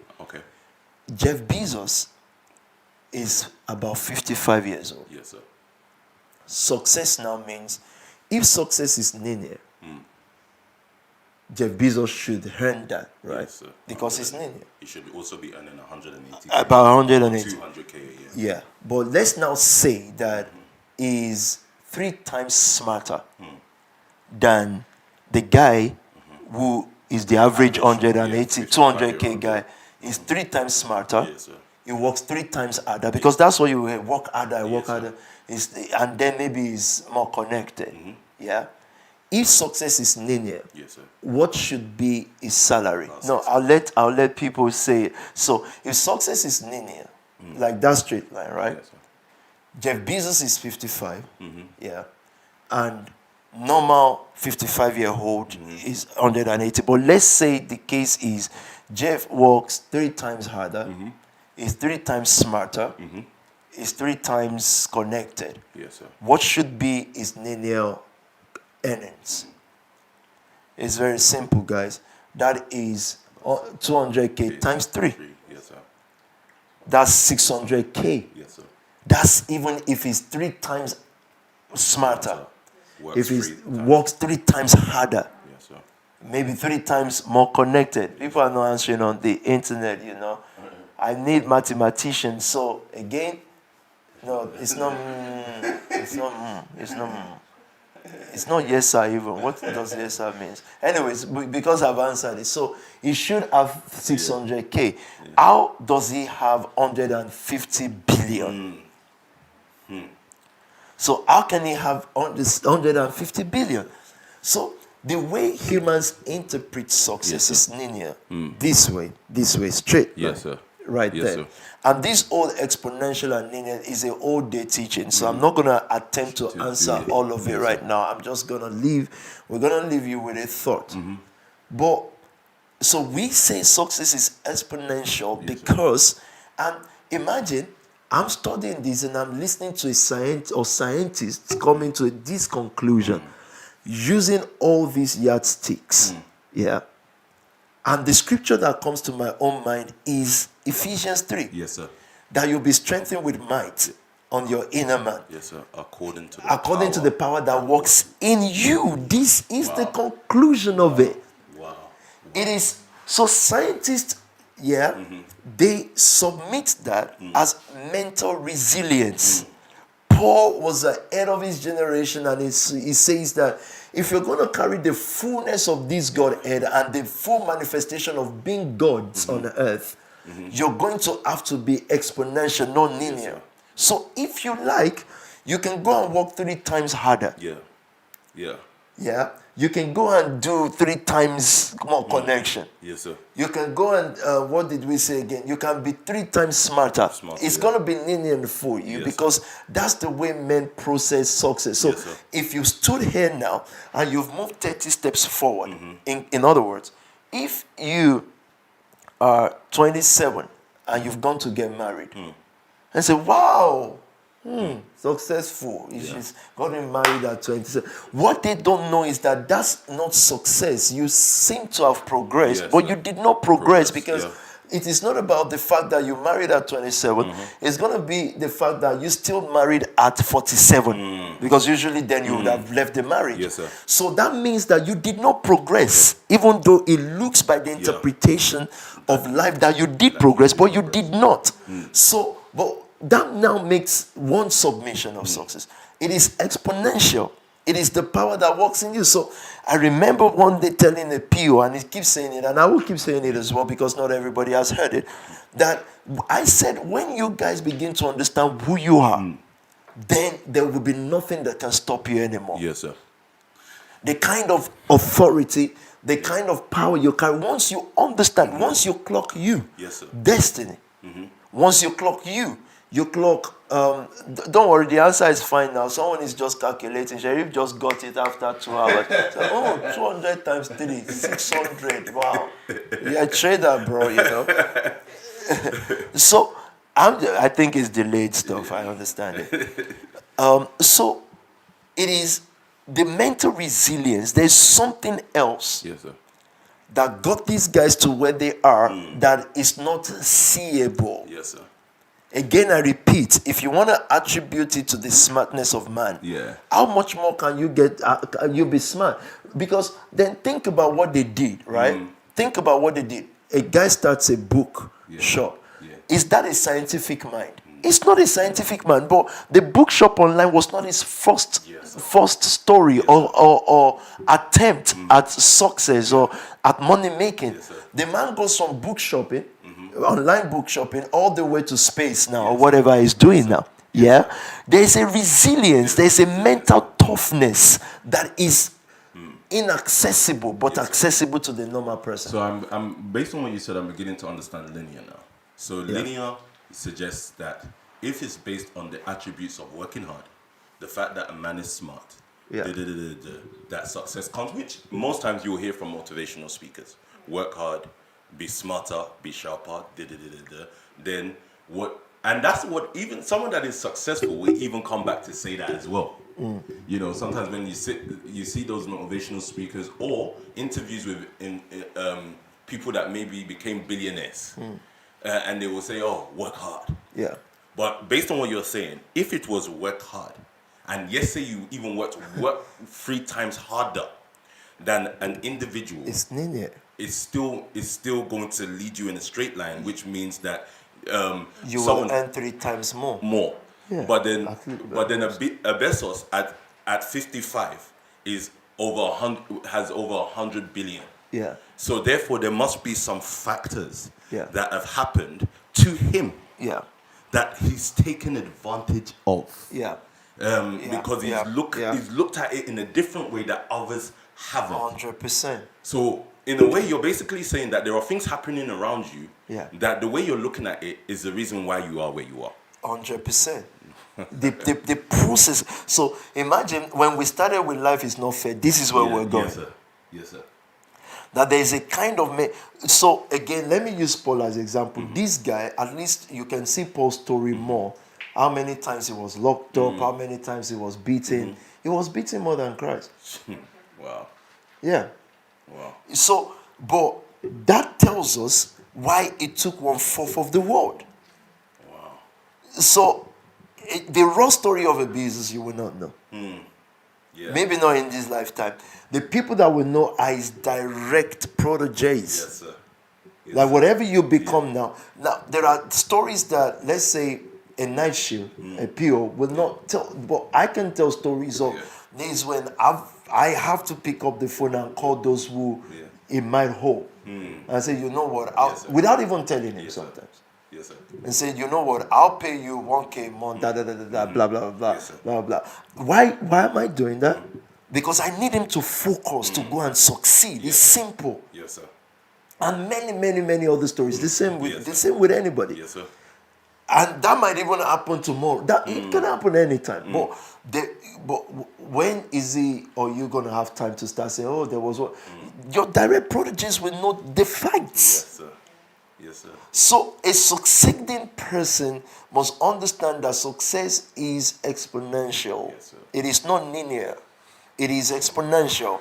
It is the battles and the fights that creates mental toughness in you.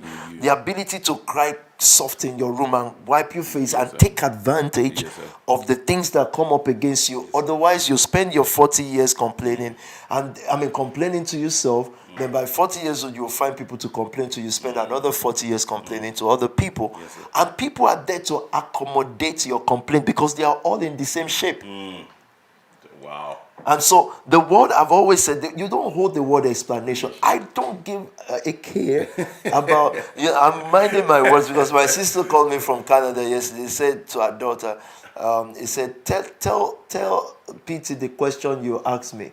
So I think she was listening with her mom about when I was speaking, and then she's I don't care. So she turned to her mom and said, why did PT say I don't care? Yeah. So I said, oh, I've got to be mindful now so that I don't go and say, I don't care. So, but it does not matter how much people accommodate your pity or the things your experience about the unfairness of life. In fact, don't stay around people who are just concerned about how much life has been unfair to you. I've never seen any of them come out great from any of those conferences. What you've seen is people who life has dealt the baddest to, and they have the mental resilience, toughness, to look into opportunities and take advantage of it. People who are just saying, life can throw anything to me. I'm not going down without a fight. Yes, sir. And then they use every single thing they have, everything at their disposal to fight each war when each war comes. I'm talking about using everything that is available to you. Sir. You have to have that kind of a mindset. Otherwise, it's going to defeat you. Yes, sir. Go on. I was gonna say that, but you were kind of touching on it. Yeah. Resources available to a person. Yeah. Sometimes I personally think that people struggle to know the resources available to them. And what I mean by that is, for example, in a community like this, what happens sometimes is someone would try to fight as an individual, but that's not actually employing every resource available to you, because there are people around you that you can be using as your resource. Yeah. There are some people that know more than you know. Yeah. There are some people that may have even been through the challenge that you're going through right now already. Yeah. And knowing what mental toughness actually is what's going to be my next question. How would you define what mental resilience is? It's a state of not giving up, especially when you're in the right direction. No matter how frivolous a person's dream is to someone else, may not be frivolous to them. But me then supporting that vision is another ball game. They've got to prove their own vision. Okay. So I'm not obligated or mandated to fulfill their vision for them. Sir. If it's strong enough, then do it. Yes, sir. However, in a community, if you don't live on the notion of if people hear this, what would they think? Then you'll be able to expose yourself to the right people. Okay. I don't give a toss what people think if they hear this, that, if they can help me. But what if they use it against you tomorrow? To who exactly? Look at the whole world. Even people come against Spark Nation, all this while, Jeff Bezos has not heard about you. Elon Musk has not. Or major millionaires in the world. It is usually uncles and aunties on WhatsApp. Very broke. Very, very broke. I'm telling you, extremely broke, that send messages to themselves. Now, am I trying to reach those people? No. If I see them on the grid, I won't greet them. And guess what? We can't meet on the street because I don't go to that street. So how in the world is it any of my business about where this loser will use this information? It's like, and that's what annoys me the most when people come to me and say, sir, I don't, what I'm about to tell you, I don't want you to say to anybody. I'm thinking, what the hell do you think you are? The kind of people I talk to, do you really think they want to know about your fornication? Like, I'm just going to call, let me just start with like PO and say, oh, do you know so fornicated yesterday? What the hell is his business about that? So I'm thinking, no. So I look at them and say, let me tell you, don't tell me. Once you're warning me, that means you are a worthless person who does not know the worth of the person you're talking to. And what gave you access to me is that we're all doing church, Jesus Christ stuff. I don't want to talk to you. So if you're going to tell and you don't know enough that this guy, imagine I pick up the phone and call a big man in Nigeria to talk about you, how you fornicated last week. It's like, oh, really? So I said that to say that if you're not in the position of how would the people process this if they hear? There are the people who will hear bad news from offending posts, from those kind of they are people that honestly are useless to you, honestly to God. They will even if they don't hear bad news, they will never still be useful. And I think that's one very important question the nation family had to answer, looking deep into ourselves. These people that you think are trolling, who are they? Who are they? There is no important person that goes on YouTube to click what someone else from a local community is saying about someone. There is, look, the moment you click, you know you don't have money. We should know, even if it's 100,000 views, that's 100,000 broke people. Honestly to God. You already know it. Who is, I'm sure you haven't. I've not clicked on YouTube to watch, oh, what did they say, Mr. Blah, blah, blah in Czechoslovakia did? Hey, they said he went into rape. Wow. You don't click those things. Why? Because you're here. The month is soon ending. You have targets. To me. But most of those people, they are government funded or they are community funded. You know, they are community project. People who are giving money to eat, to sustain. They are those ones. So build resilience or mental toughness by using all the equipment around you.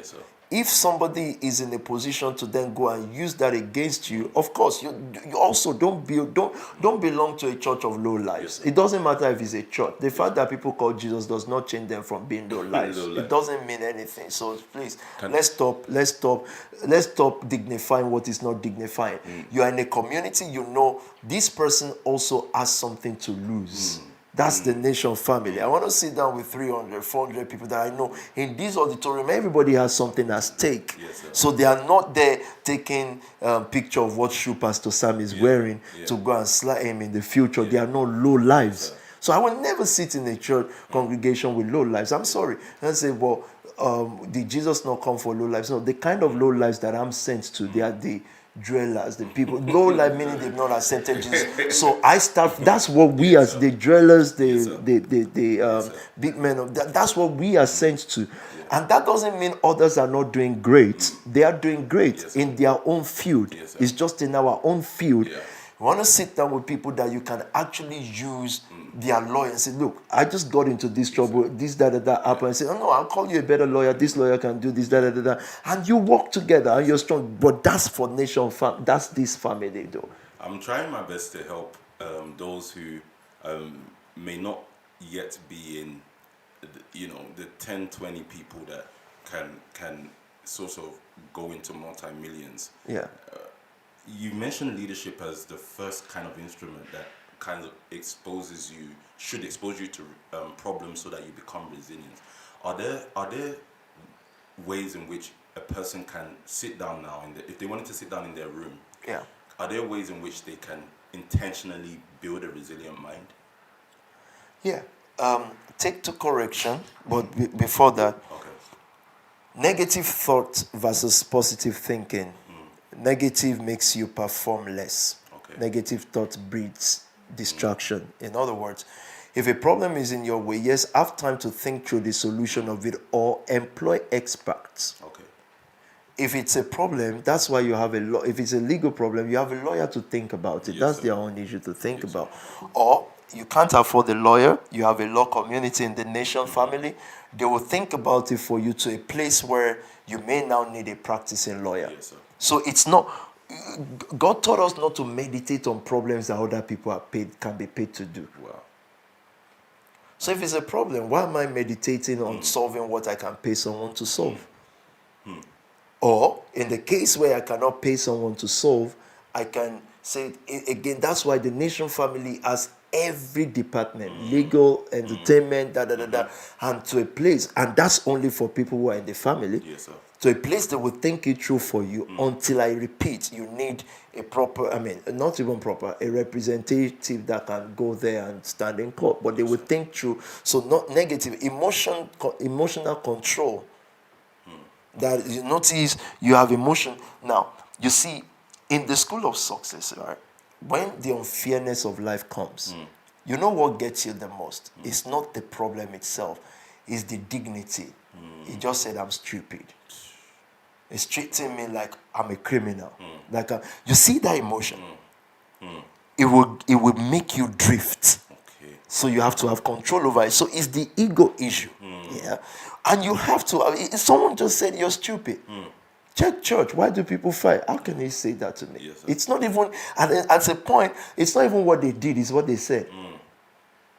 So how do you control that emotion enough to still get the positive out of it instead of just going off board? These are ways to develop mental toughness. Yes, Hence why I mentioned a lady going for a walk and a man has come in a certain way. sir.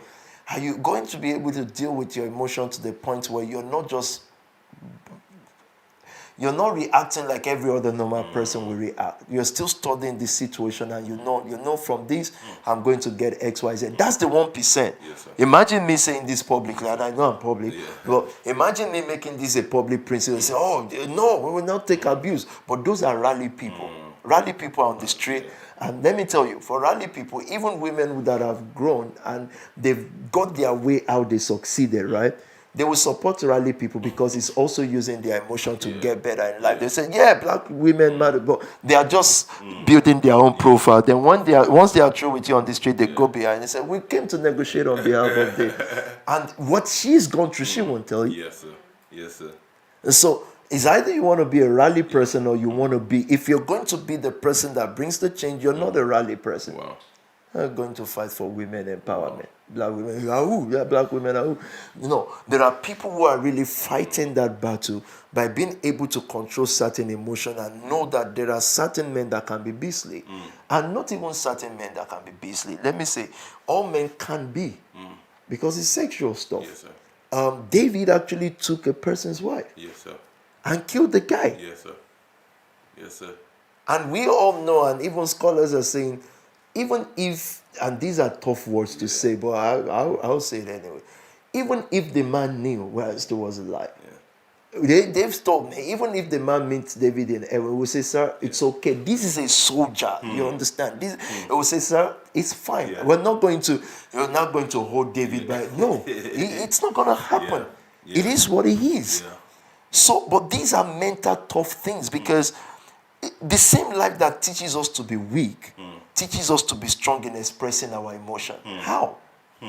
But anyways, I'll leave that aside. So visualize and recite a skill before you use it. Impersonate that skill. Impersonate destiny before it comes. These things will keep you to be mentally tough, so you can anticipate issues. Yes, sir. Let me tell you, the reason why we dream sometimes, imagine if you've dreamt about a bad situation happening or stuff like that. It is not to avert it, it's to prepare you to be tough through it. It's to say this is going to happen. You are now tough. So God gives us dream imageries to be able to prepare for something, to be able to have the toughness necessary for it. Whereas what Christians would do, the false Christian church, the false white people's church that we inherited through Pentecostalism, well, they will tell you to this, I want you to pray about this dream. How? Most times is, okay, maybe you need to get a lawyer ready. Yes, sir. Maybe you need to get yourself ready so that when he eats you, you're not going to be in a position to panic, and then you've expressed emotions and realized that's not going to help and you've gone to say the wrong things. Why do we prepare nation family? It's not because you can do the wrong thing. It's because the next person to you that you are helping can do the wrong thing. Yeah. And then you already know if the police come, you already know how to keep quiet. Yes, sir. Not explain yourself out of Yes, it. sir. Because the police is not looking for your vindication. Yeah. She wants to get promotion. She doesn't give a damn about if you are right or wrong. Yeah. She probably knows you're not right. I mean, you're not wrong. He just wants promotion and wants 50 pounds a year on sir. top of her salary or Yes, his sir. salary. Yes, sir. So you're opening your mouth and talking rubbish, thinking that you're taking yourself out of the problem, but it's because of emotions. Yeah. The toughness that is necessary to survive in the country and what the world is becoming, that toughness comes from all these practices. Yes, sir. Visualizing a situation before it happens and knowing that life is not fair and explaining how good you are does not mean anything to the world. So, you want to say something? Yeah, I was going to, because you said visualize the school and impersonate the person you are trying to become. Yeah. So how do you then visualize the issues ahead of time? Because you haven't, for some people, they would have not been through those issues. Yeah. Do you just have to? Is it worst case? Are they worst case scenarios in your mind? How do you visualize issues ahead of time? Because some of the things that we now know are issues, we just stumbled into. Yeah. But, yeah. But how do you preempt issues ahead of time? Is there a skill? Is there a science to that? Situations like this, knowledge. And when you hear knowledge, don't vindicate yourself. Don't think that because you're doing the right things will always happen. Because people still hear knowledge and think, no, I'm fine. I'm not like that guy or that guy, so I'm fine. As long as you're in the pursuit of success. So are these general issues that Yeah. face all people in the pursuit of success? As long as you're in the pursuit of success, many issues will come. A lot. If it doesn't, that means you're not in the pursuit of anything. Wow. How? Because there's no way in the world. Everybody wants to get ahead of everybody. Yes, sir. So, how? Imagine the world is so good that police have no job to do. So the fraud department has no job. The fraud department is not working because there's anything to work on. They're working because they have to work. Yes, sir. Yes, They sir. just have to do something. Yes, sir. So a lady carries a file, is signing this. It's not because she's an imbecile. He's an imbecile. But he has to work. Otherwise, there's no reason for the economy of that department. That means she has no job. Yeah. That means her family doesn't have food. That means her aspiration. So she's got to find, he or she has got to find something. Yes, sir. And that's you. It doesn't have to be right or wrong. Yeah. It just have to look like it's wrong. sir.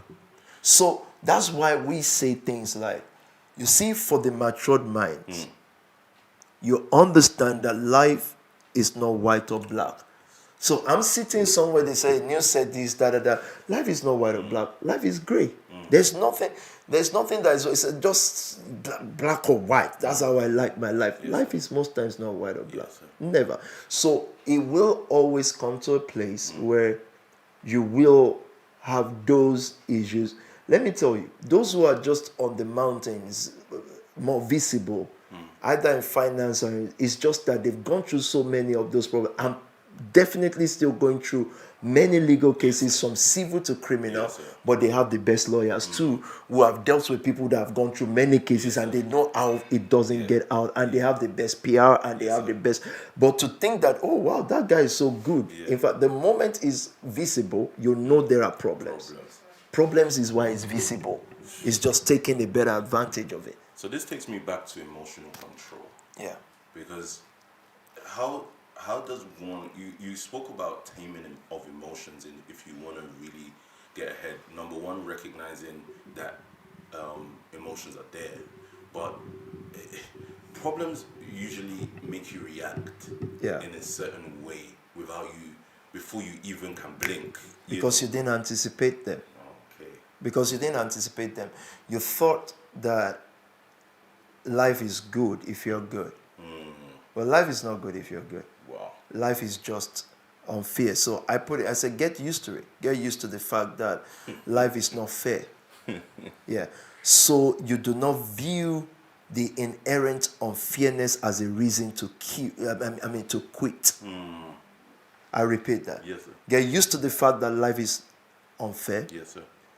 So that you do not view the inherent unfairness as a reason to quit. Yes, sir.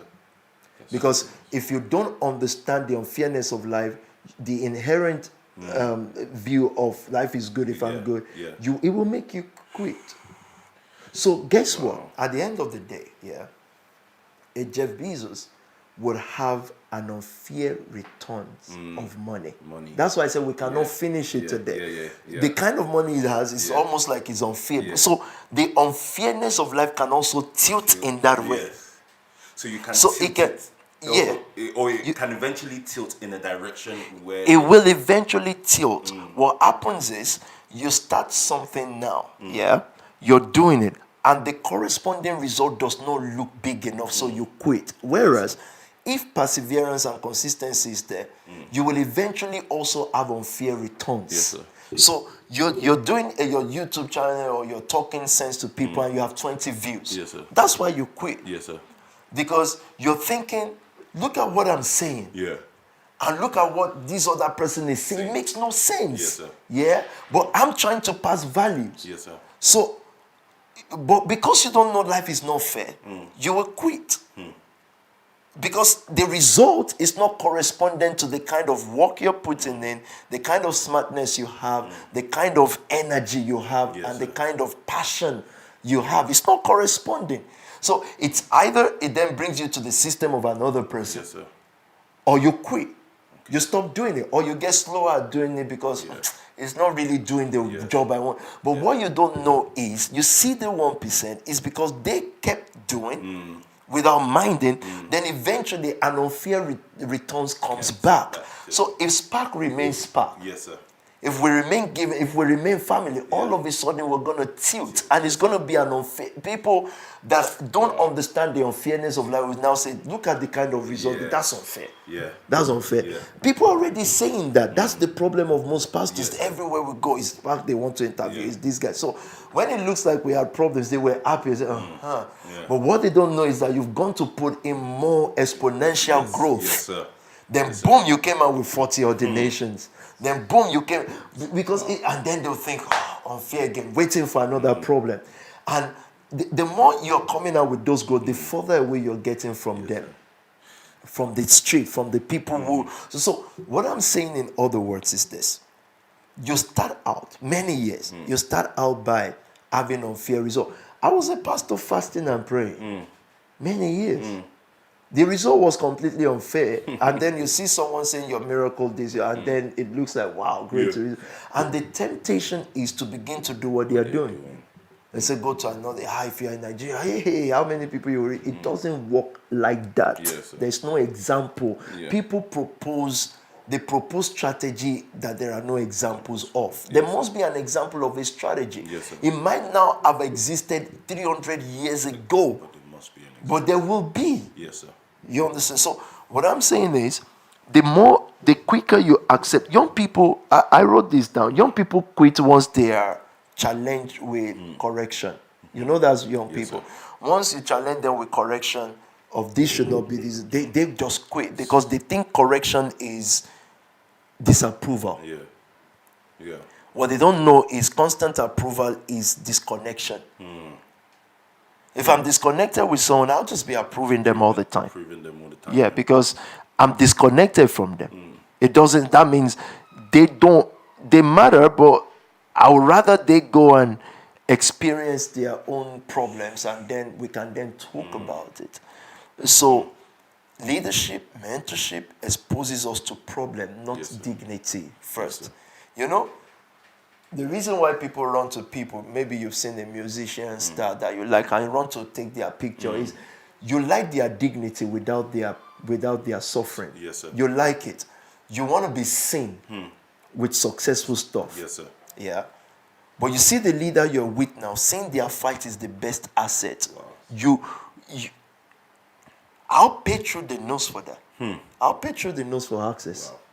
You said from the beginning when I started about emotional control, you talked about people react haphazardly because they don't anticipate issues. And then you went on to talk about the fact that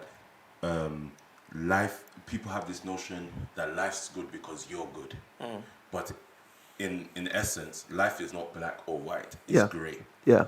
That almost begs to it makes me ask a question. It's almost like you create your own justice, because you can be putting in a lot of hard work, and we see that a lot, especially in the black community. You see a lot of people working very hard. Yeah. And let me even use my mom for example. What I grew up seeing, my mom worked 12-hour shifts almost every day, but the result was unfair. Okay. The result, well, to me anyway, the result is unfair. Yeah. You just So most of us. you get a salary at the end of the month, but it's almost as if we're saying here, and then also what crept to mind is because the world is great, innocent people can go to prison. 100%.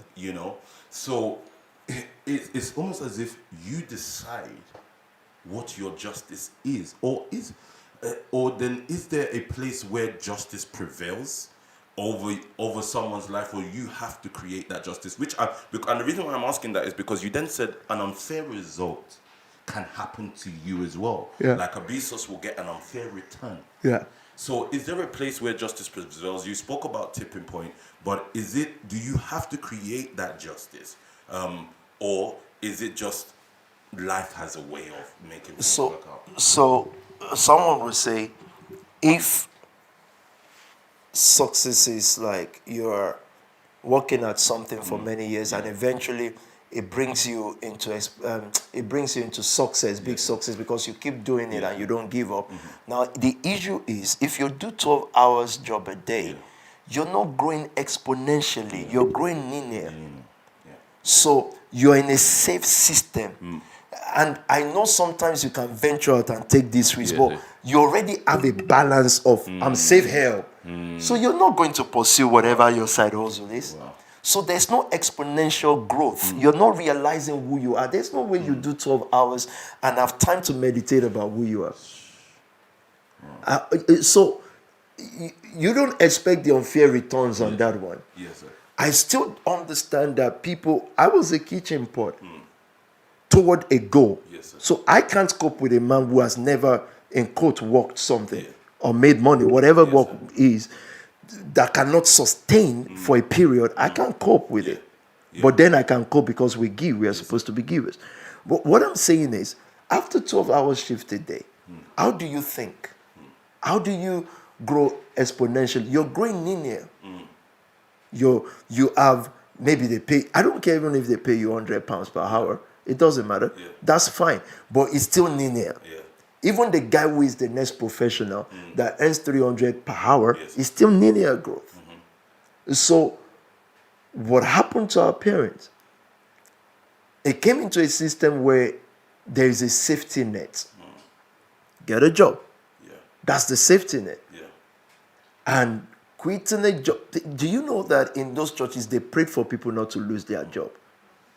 Like the special prayer in the name of Mr. Black Jesus, whoever they call in those churches, which is not the real Jesus.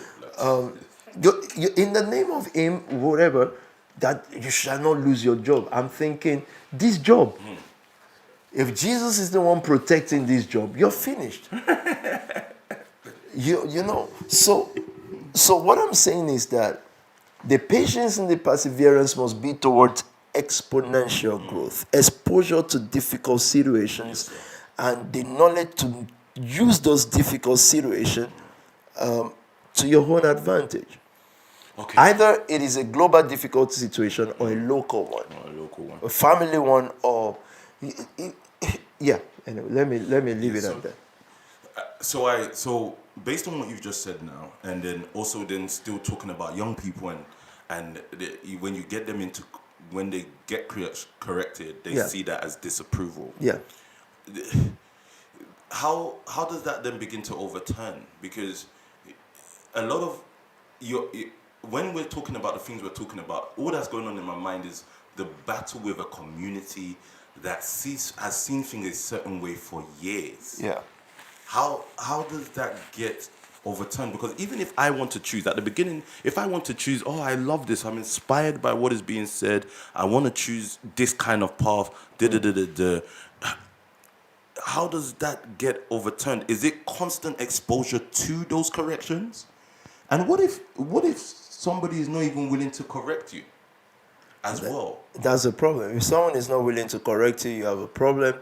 And you have to search yourself to see why. And then once you write down one or two reasons why they are not willing to correct you, then you can have a conversation with them. Then my next thought is professional and entrepreneurial. Yeah. It seems almost like a professional person cannot really be an exponential person, because professional seems linear in approach. Yeah. So how does a professional still be exponential? You can be entrepreneurial and be linear. Okay, that's 100%. You know, you're gonna sell 5 laptops. When you sell 5 laptops for £100 each, you're gonna make £50 on it each, and you just keep repeating that process. So you're linear. Yeah.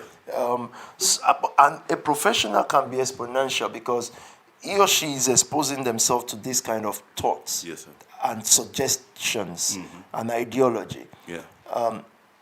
And then what happens thereafter is a doctor, Emma, realizes, you know what, I can't really make money linearly. I have to go start a practice. Yeah. Yeah? Yeah. And in that practice, people rent this hall from me. Yeah. And the good thing is, I don't even have to buy a house. I can rent a place, turn it into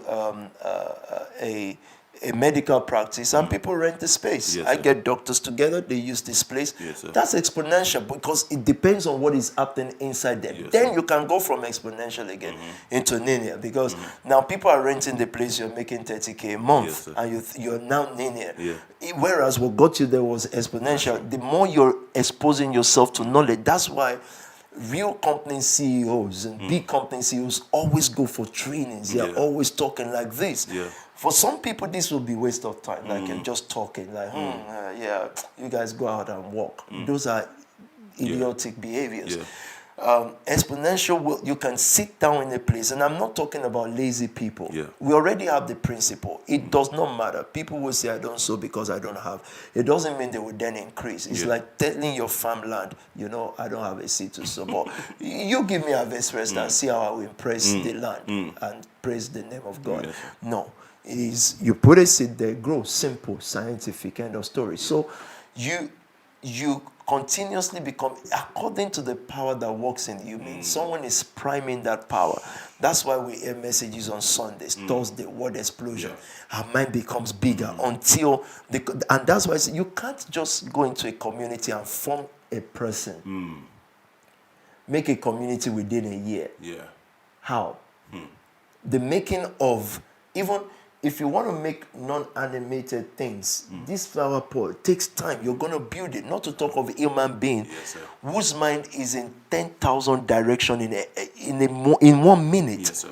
Is thinking about many things. So it has to take, Jesus had to sit on the disciples for 3.5 years. And even that did not help. I mean, that helped. Until the Holy Spirit came, the consummation of that help did not happen. He said the Holy Spirit would also come to teach you. He will be teaching you because you guys, and they were young guys though. So Nicodemus said to Jesus, how can a man be born again if they are already old? Yes, sir. Like, this guy is set in his ways. How do you rebirth him? So Jesus had to say words and water. If those two things are introduced, then you can rebirth a man. Not money. Give money to a man. If you give money to a person, if you give comfort to a person, you're only making them comfortable in what they have. So if we just go and make them comfortable, you're just if they are liars or thieves or mediocres, you've just built a comfortable mediocre. Wow. That's why socialism cannot help us in Africa. Yes, sir. Don't go and build houses for people. You just made them now very comfortable in that life. Whatever they have, they'll be comfortable in it. Yes, sir. Until the mind changes. Until the mind becomes resilient and then has vision. Yes, sir. Once that happens, then you introduce the dimension of help or stuff. Then you are helping them to become something. If you lack these things, and I'm speaking to the nation family leaders, if you lack these things, you will suffer in building people. They won't even come to you. And the ones with you will not listen to you. Because these things are the fundamentals, fundamentals of growth. We've hit the 2-hour mark. Okay. We've hit the 2-hour mark. So I'm looking at everything you said so far, and the last thing you were saying that really struck me was, which you've mentioned before, but we never got the time to highlight it or anything like that, was the power that works in you. Yeah.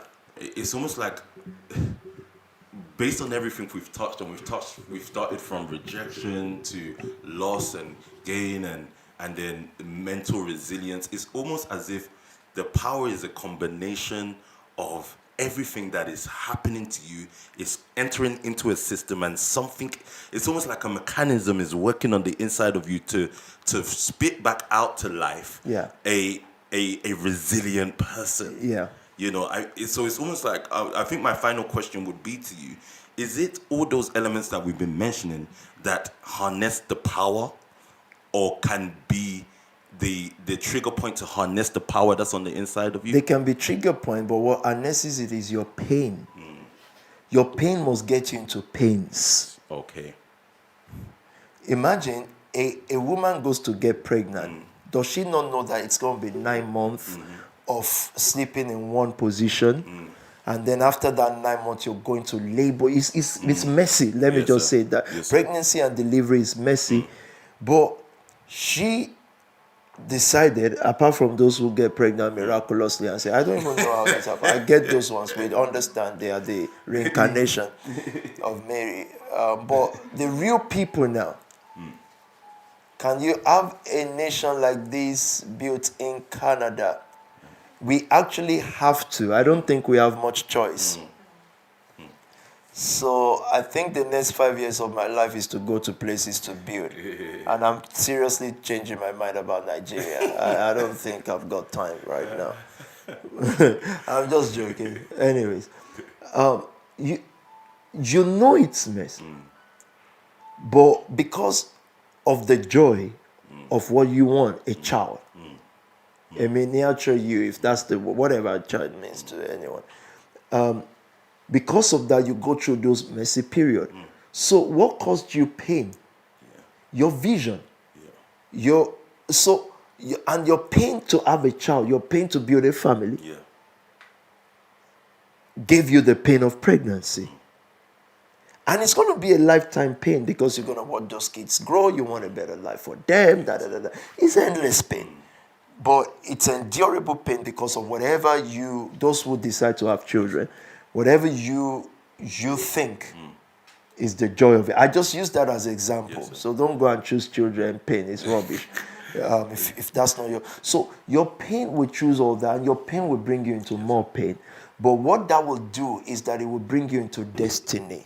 You will fulfill. Go on. I totally understand what you're saying, and I think the one of the major things that happened for me, I remember being about 26 years old and lying on my mom's couch one time, and of course when you're in your mom's house and I see your question, Olubukola, and I will answer it. I live in Canada, and I believe impact can be made with the youth in my small community. I will give you certain guidelines to that after Pisa. Yeah. So then I was lying down, and then I remember just getting tired of not having. Yeah. Like really tired. Yeah. But I feel like because we have faith sometimes, Yeah. we enter into a state of denial that you don't have that, because sometimes the way we interpreted faith then was that one day we will have. Yeah. But I'm now beginning from this discussion, I'm realizing it was a pain. Yeah. It wasn't the tiredness was a pain that I didn't want to not have anymore. Yeah. And once that became a pain, then I believe that was the start of not having. Yeah. I mean, at the start of having. Yeah. So it did lead you to other things you had to do. You had to then continue to do Zuriel and But the first pain I remember properly was that day. I always go back to the day lying on my mother's couch, because that's where I used to sleep, and then just thinking, why should life be like this? Yeah. Life didn't have to be like that. Right. But what I'm actually getting at was my ability to discern my pain. Yeah. Because sometimes we run away from our pains. Yeah. And we hide our pains. We don't want to accept that this is a pain. That's right. So it was that day when I actually faced that pain. Yeah. Then all of a sudden, a power Yeah. to change that pain into a business Yeah. was birthed. So based on what you're saying, I'm beginning to realize that there are pivotal moments in people's life that could be happening right now. Yeah. That they're upset at, but you shouldn't be upset at it. You should face it, because that's where transformation power is actually hidden in. Absolutely. So, yes, sir. The white man discovered how to make wind a source of power. Wow. Normally, winds are destructive. Turmoil is destructive. The wave, the ocean wave, the turmoil that happens in the middle of a sea, they are usually disruptive, and that's what we know them for. Yeah. But he found a way to harness that energy and that pain and that anger, found a way to harness it to generate power, to make electricity possible. He understood, or the man understood, how to take manures, dungs, smelly stuff, and use it to generate faster growth for plants and for crops. If that's not proverbial to our life enough, what else can be? Yes, sir. Because what that is telling us is that you can turn anything into anything. Yes, sir. You can make anything into whatever you want it to be. The man of color made pain into entertainment. Wrestling and boxing is like pain, for God's sake. And that's why I still don't like boxing. But of course now I've realized it's some people's calling, and it's fine.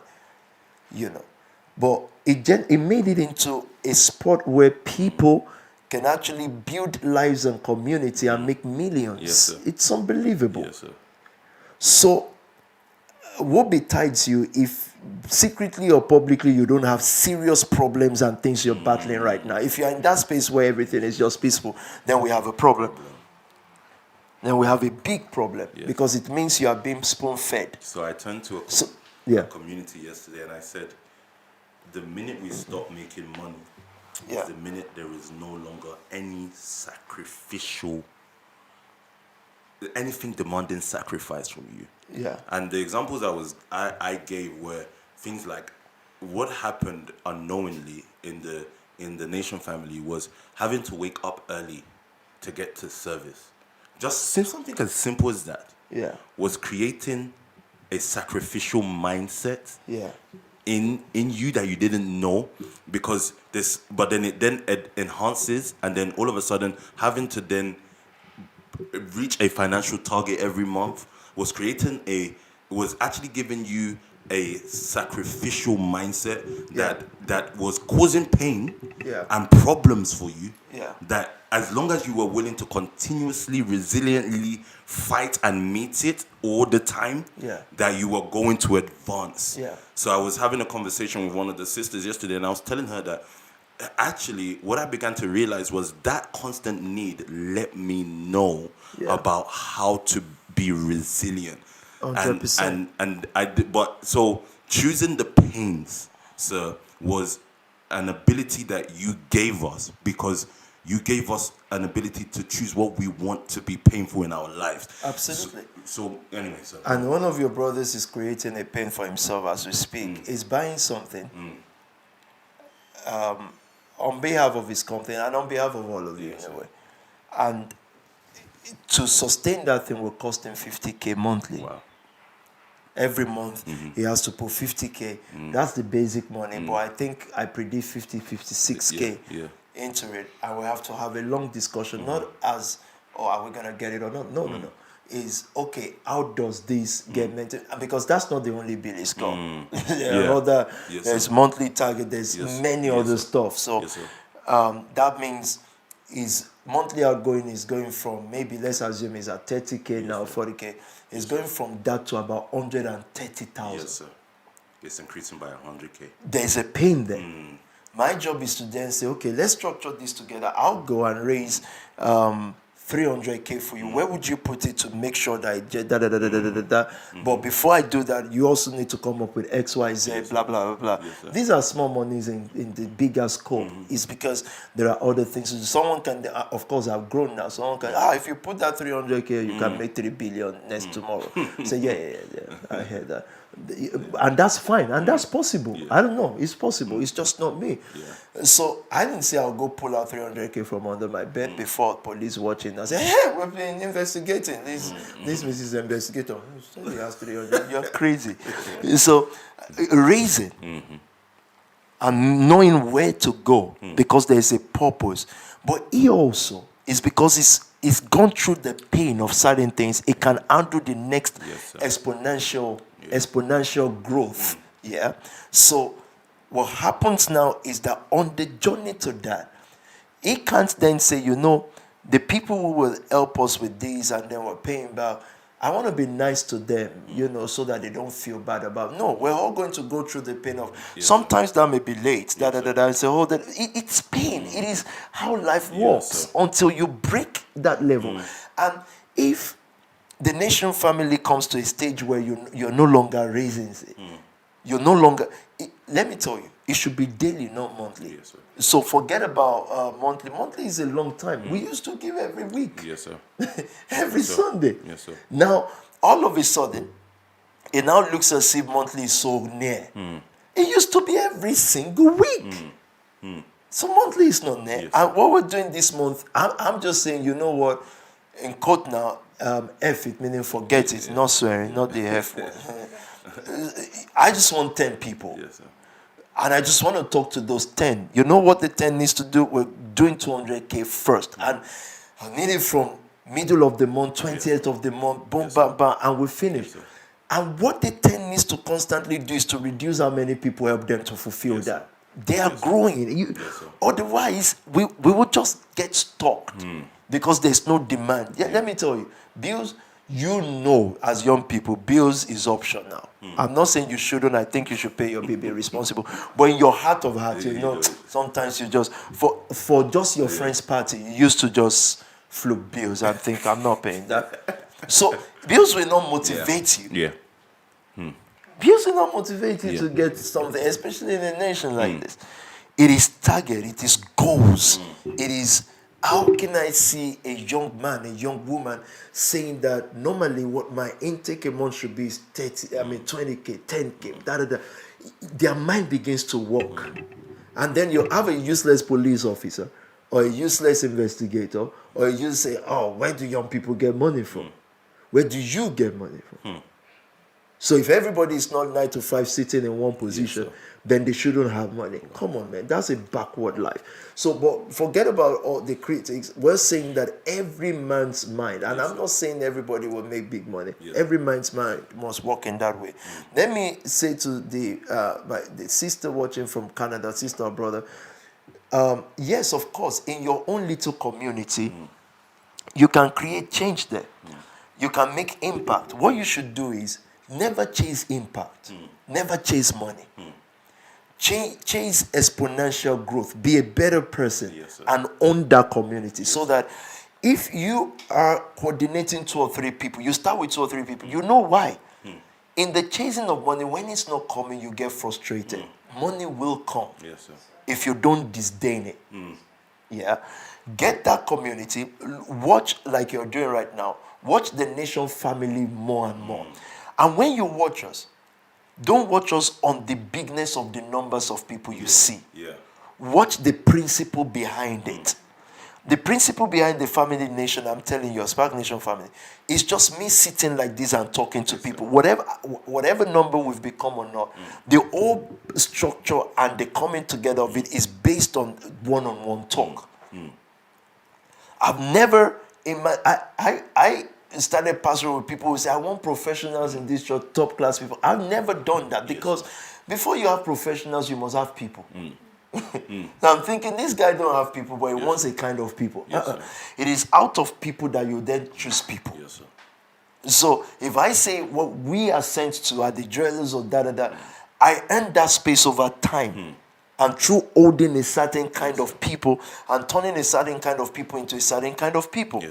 So we grew into that. That's not something that happened by us saying that what we want. So get that community, study the pattern of the nation family progressively. Study the pattern, repeat almost the same thing. Gather 2 or 3 people and begin to repeat what we're saying, and they will begin to grow. And who knows, you can grow into thousands or millions, and you can grow into a multi-billion pound family, which is what you should be.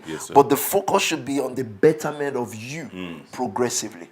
I understand that so much, sir. Can I say over the 10 years journey that I've had in the nation with you, sir? Pio is here. You're always moving around with some envelopes. I don't understand it. I'll find out after. I saw it yesterday. In part. So I'm thinking, is this the next business? There must be a thing going on, but we'll find out after. So over the 10 years, and I will almost say this almost like my closing remarks. You know the conclusion I came to, which it almost looks so simple. Continue to comments, please. You can ask questions and you can comment. Continue to just get better. That's right. That was the conclusion I came to. If you want to lead people effectively, and almost when you're passing that message across to people, it's almost because they will come with many concerns. Especially the ones that are your proteges. But when I'm replying them, I'm just saying, don't worry about it. Just get better. Just keep getting better. And it's almost like, for them, it's almost like, well, you're ignoring the fact that maybe I have a money issue. And no. You don't have a money issue. You have a betterment issue. That's the truth. That's the fact. So I think I sat down in the office meeting, because we have an office in the House of Capital. So we had an office meeting, and I said, if you're 25 years old and you're sitting down, and so this has become my favorite statement. If you're 25 years old or you're 26 or however old you are, do you know whatever you are today, it is you that made you. Meaning you have been your, either if you think there's problems, you have been your problem. That's right. And you have been your, and that's the conclusion of, for me, 10 years. What I've seen is just keep getting better. So I just wanted to that's powerful. Someone said, why is the nation not investing in me like others? Even though I've been here for 4 years or 5 years. I said, because you're still the same person that came 5 years ago. Wow. It's not changed. So it is not about the time. You're still seeing the measurement for growth. Yes, sir. You've not brought it to the table. And hey, Growth is not talk. Yeah. Oh, even I now know how to register a website and they can make blah blah blah. I'm saying like, you don't get it. You. It's because somehow in you believe that a PT just stumbled on success. I've told you. When doing this, I speak about 3-4 times every day for the last 16 years. Yes, sir. Never been sent money from anywhere. So we grew from 30 pounds, and someone says, well, anyway, let me not use that example because it may be too generic. Not money from anywhere. We raised from 30 pounds a month or 30 from kitchen porting to wherever we are now. And I believe we're just starting because I'm just coming to certain realizations as well. So, do you not think such a man can hear people beyond words? So, go get busy. Even if you're the number one giver, go get busy with getting better, not better words. Yes, sir. People discover new business tricks every time. Say, oh, I've now found out this way. I'm saying, do it. When you do it and we see the money's on the table, then we're talking. Yes, sir. Someone came to me with a business idea, and I said, okay, you know what? Because it's you, right? I'm going to ask for 5K from someone and get 5K. I said, but I'm not going to continue this talk until I see 100 made. Like real life 100. Go make 100 from there. And he almost got there. With that, then we can talk. Then you can say, oh, I want to meet so then I'll take you there. Yes, but talk is sir. cheap. Yes, sir. Everybody talks. You can't discover anything. You can discover how to go to the moon. Yes, sir. Then I'll say, go then. So I know how Elon Musk did it. I said, yeah, that's great. Then you go. Talk is cheap. When you come back, let's talk. Because talk is easy. You can read everything. Yes, sir. So my own closing remark, thank you, Alfie. Have you contacted him? I think I sent you a message to contact Alfie. Thank you, Alfie. I just think what is important, thank you, Olubukola Oludota. I think what is important are conversations. If I have to start over in Africa, I'm telling you, the first 6 months I'm having conversations in my office like this or in a penthouse, wherever we live. Conversations like this, reaching out to the country first and studying. Yeah. It's not a hall. Yeah. Don't do hall. Church hall is not hall. The only word that is important there is after the H, hall. It's just hall. It's like a public place. So if we do all, if you see me do all, Hall, in Nigeria is for ALL, and that's for food. There will be food everywhere. You just serve them, and you put camera. You say, hey, see how many people attended, and then you throw it for the people on the internet, and you go home. But conversations, and I've been encouraging that in all the family houses, this has to continuously happen. Yes, sir. People should understand money, why they are given, why a PT is so adamant on feel given, not whole. Yes, sir. It's because I need those who give to be those who fight to make sure they give. It has to be a fight too, Yes, sir. because that's the kingdom, right? And constant improvement on knowledge, constant growth, exponentially, Yes, sir. constant growth. And don't forget, everything that happens to you externally, where you sleep, if you sleep on the floor, on a couch, or in a big bed, they are external things. Yes, sir. They don't mean anything. They are waiting for a response from what is happening internally. And internal must subject that. It doesn't matter if you're in the greatest depth in the world. Every rich man almost went through that. I remember, is it Elon Musk or one of them talking about they were one day away from bankruptcy. One day. Do I start talking about Donald Trump? Yeah. But you know why our parent won't even get a 10K help loan? They don't want to be in debt. I'm saying, but if Donald Trump decides to build an empire on debt, Pastor Dami was telling me on the way home last week how the dad has opened a lab, and that's a progressive dad. Opened a lab, beautiful lab, and he said, Dami, do you know from this lab we have about 200K cash now in account, blah, blah, blah. That's after working all his life, Yes, sir. But still had the courage to open a lab. But they are still working at it physically. And he's saying, no, that may sound like progress, but you see that 200K you have there is actually 2 million. So if you can leverage on the 200K to borrow a 2 million, Yes, sir. guess what happens to you? sir. You're going to be, you won't have to do a 10-hour shift because you can leverage. But you see, we propose fear of, well, if I can't pay, but hey, who? But then you're still paying it back. You're using your blood. You're there. That means if you fall ill for one day, you will spend the old 200K, and God forbid, but it's America, you'll spend all that money on your health insurance. Yes, So why are we afraid? But because the end of a man is death. At the end of the day, isn't it? Yes, sir. So you wonder what people fear. It's like people just decide, let me live comfortably till I die. No, let me live risky till I die. Like I said, it's impossible in 2 hours plus. I think this 2 hours, 30 minutes or so to cover all of this. It's completely impossible. So, and then we're having a podcast break for 3 weeks now. So, yes, sir. Maybe so you can listen to this very well, or maybe so Pastor Eugene can rest. I don't know. So, well, yeah. I didn't know we were going to announce it. I was hoping that I could convince PT to continue. We can still be convinced. It's a long time away. We'll talk to you, Eugene. Conversation has to be strategic and should be for those who are hungry. I agree, Olubukola, 100%. Conversation is for those who are hungry. People have asked me, I really just want the whole world to hear what you're saying. Now look at them and say, I get you. You just don't have experience, but you have desire. That's fine. The whole world does not hear things, but they feel things. My goal is for them to feel. A night shift must be able to employ millions of them. Whatever other company works here must be able to employ millions of them. So they feel what is being said. Yes, sir. About hearing it is long. I'm gonna have 10,000 people hearing me. Then someone will say, "Shut up, that's wrong." So another philosopher will say, "That's not the science." Or no, it's calm. Just and like I said, all these that we're saying are suggestions of certain ideology. Yes, sir. A person may disagree, may agree. I have no problem with disagreement. It's just let us all keep using it and saying, Nigeria, Africa will call for my help. Yes, sir. They will ask me to help them. Yes, sir. And until then, I'm not doing anything.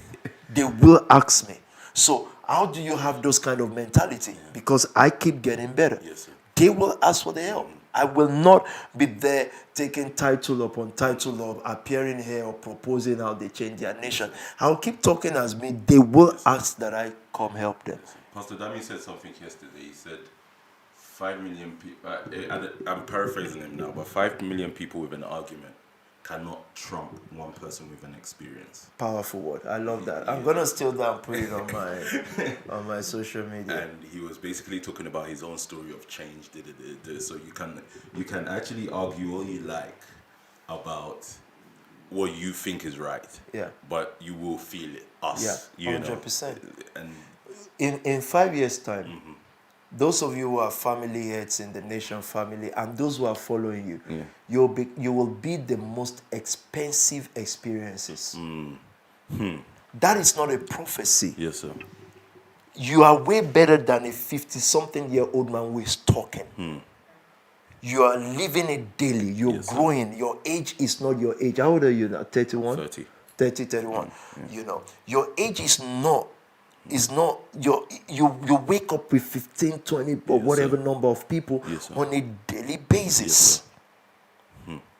Upwardly mobile young people who they've not given up in life. That's why Spark will always be, let me say, I would have to use hand gesture for this, so if you're listening, it would always be this.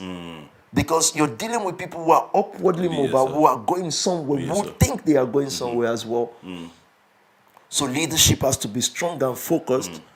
But in 5 years, you will be the most expensive experience. People will pay you for the things you lived from now on. And your prodigies will be basically millionaires because if you stay through the course of it, if you stay through the course, and what nations buy is experience. Their vote is purchased for a person's experience. I'll leave that till next week. Oh, no, there's no next week.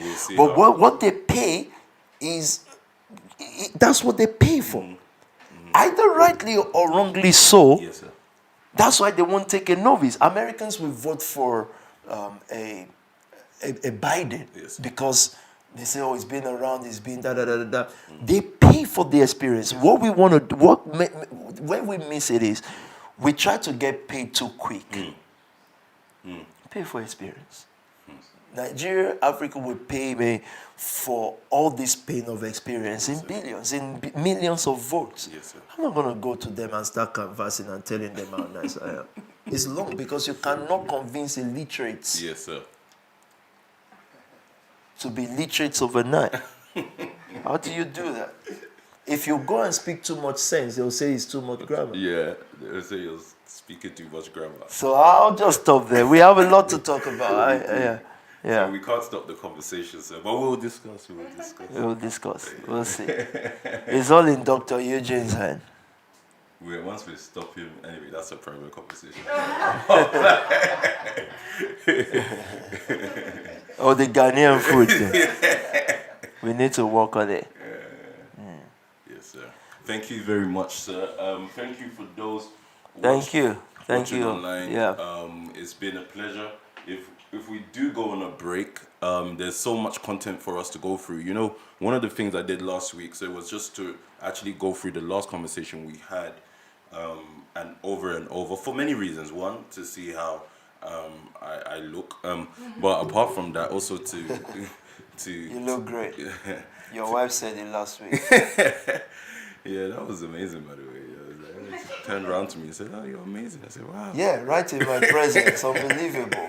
But it's good. It's encouraging. Yeah. So, but for those watching, the reason why I'm saying it is because it's important that we break these things down. You never just hear the first time round. Yeah. You go over, and there are different stages that people are in as well. Yeah. Different pains that people are facing. Yeah. It will help you at different times as well. That's correct. So it's important for us to revisit these conversations. I'm just also happy for the youngest person watching right now as well. Yeah. I'm happy because there's no reason, there's no excuse as to you can't anticipate what life will bring your way and how to face it. Yeah. Because the issue is life brings things people's way, but they don't know how to face it. Yeah. But these are the templates right here that you've given us as Absolutely. well. So I'm looking forward to the next few conversations that we have. But for now, thank you, sir, and I'll allow you to give a nice closing remark to everyone. Absolutely. Yeah. Thank you, Pastor Sam. It's been awesome. Yeah. I do pray and hope that you have time to go through these things and think deeply about it. Even the things that you may not 100% agree with, think about it a bit, and maybe it can help you. And God bless you all. Thank you, sir.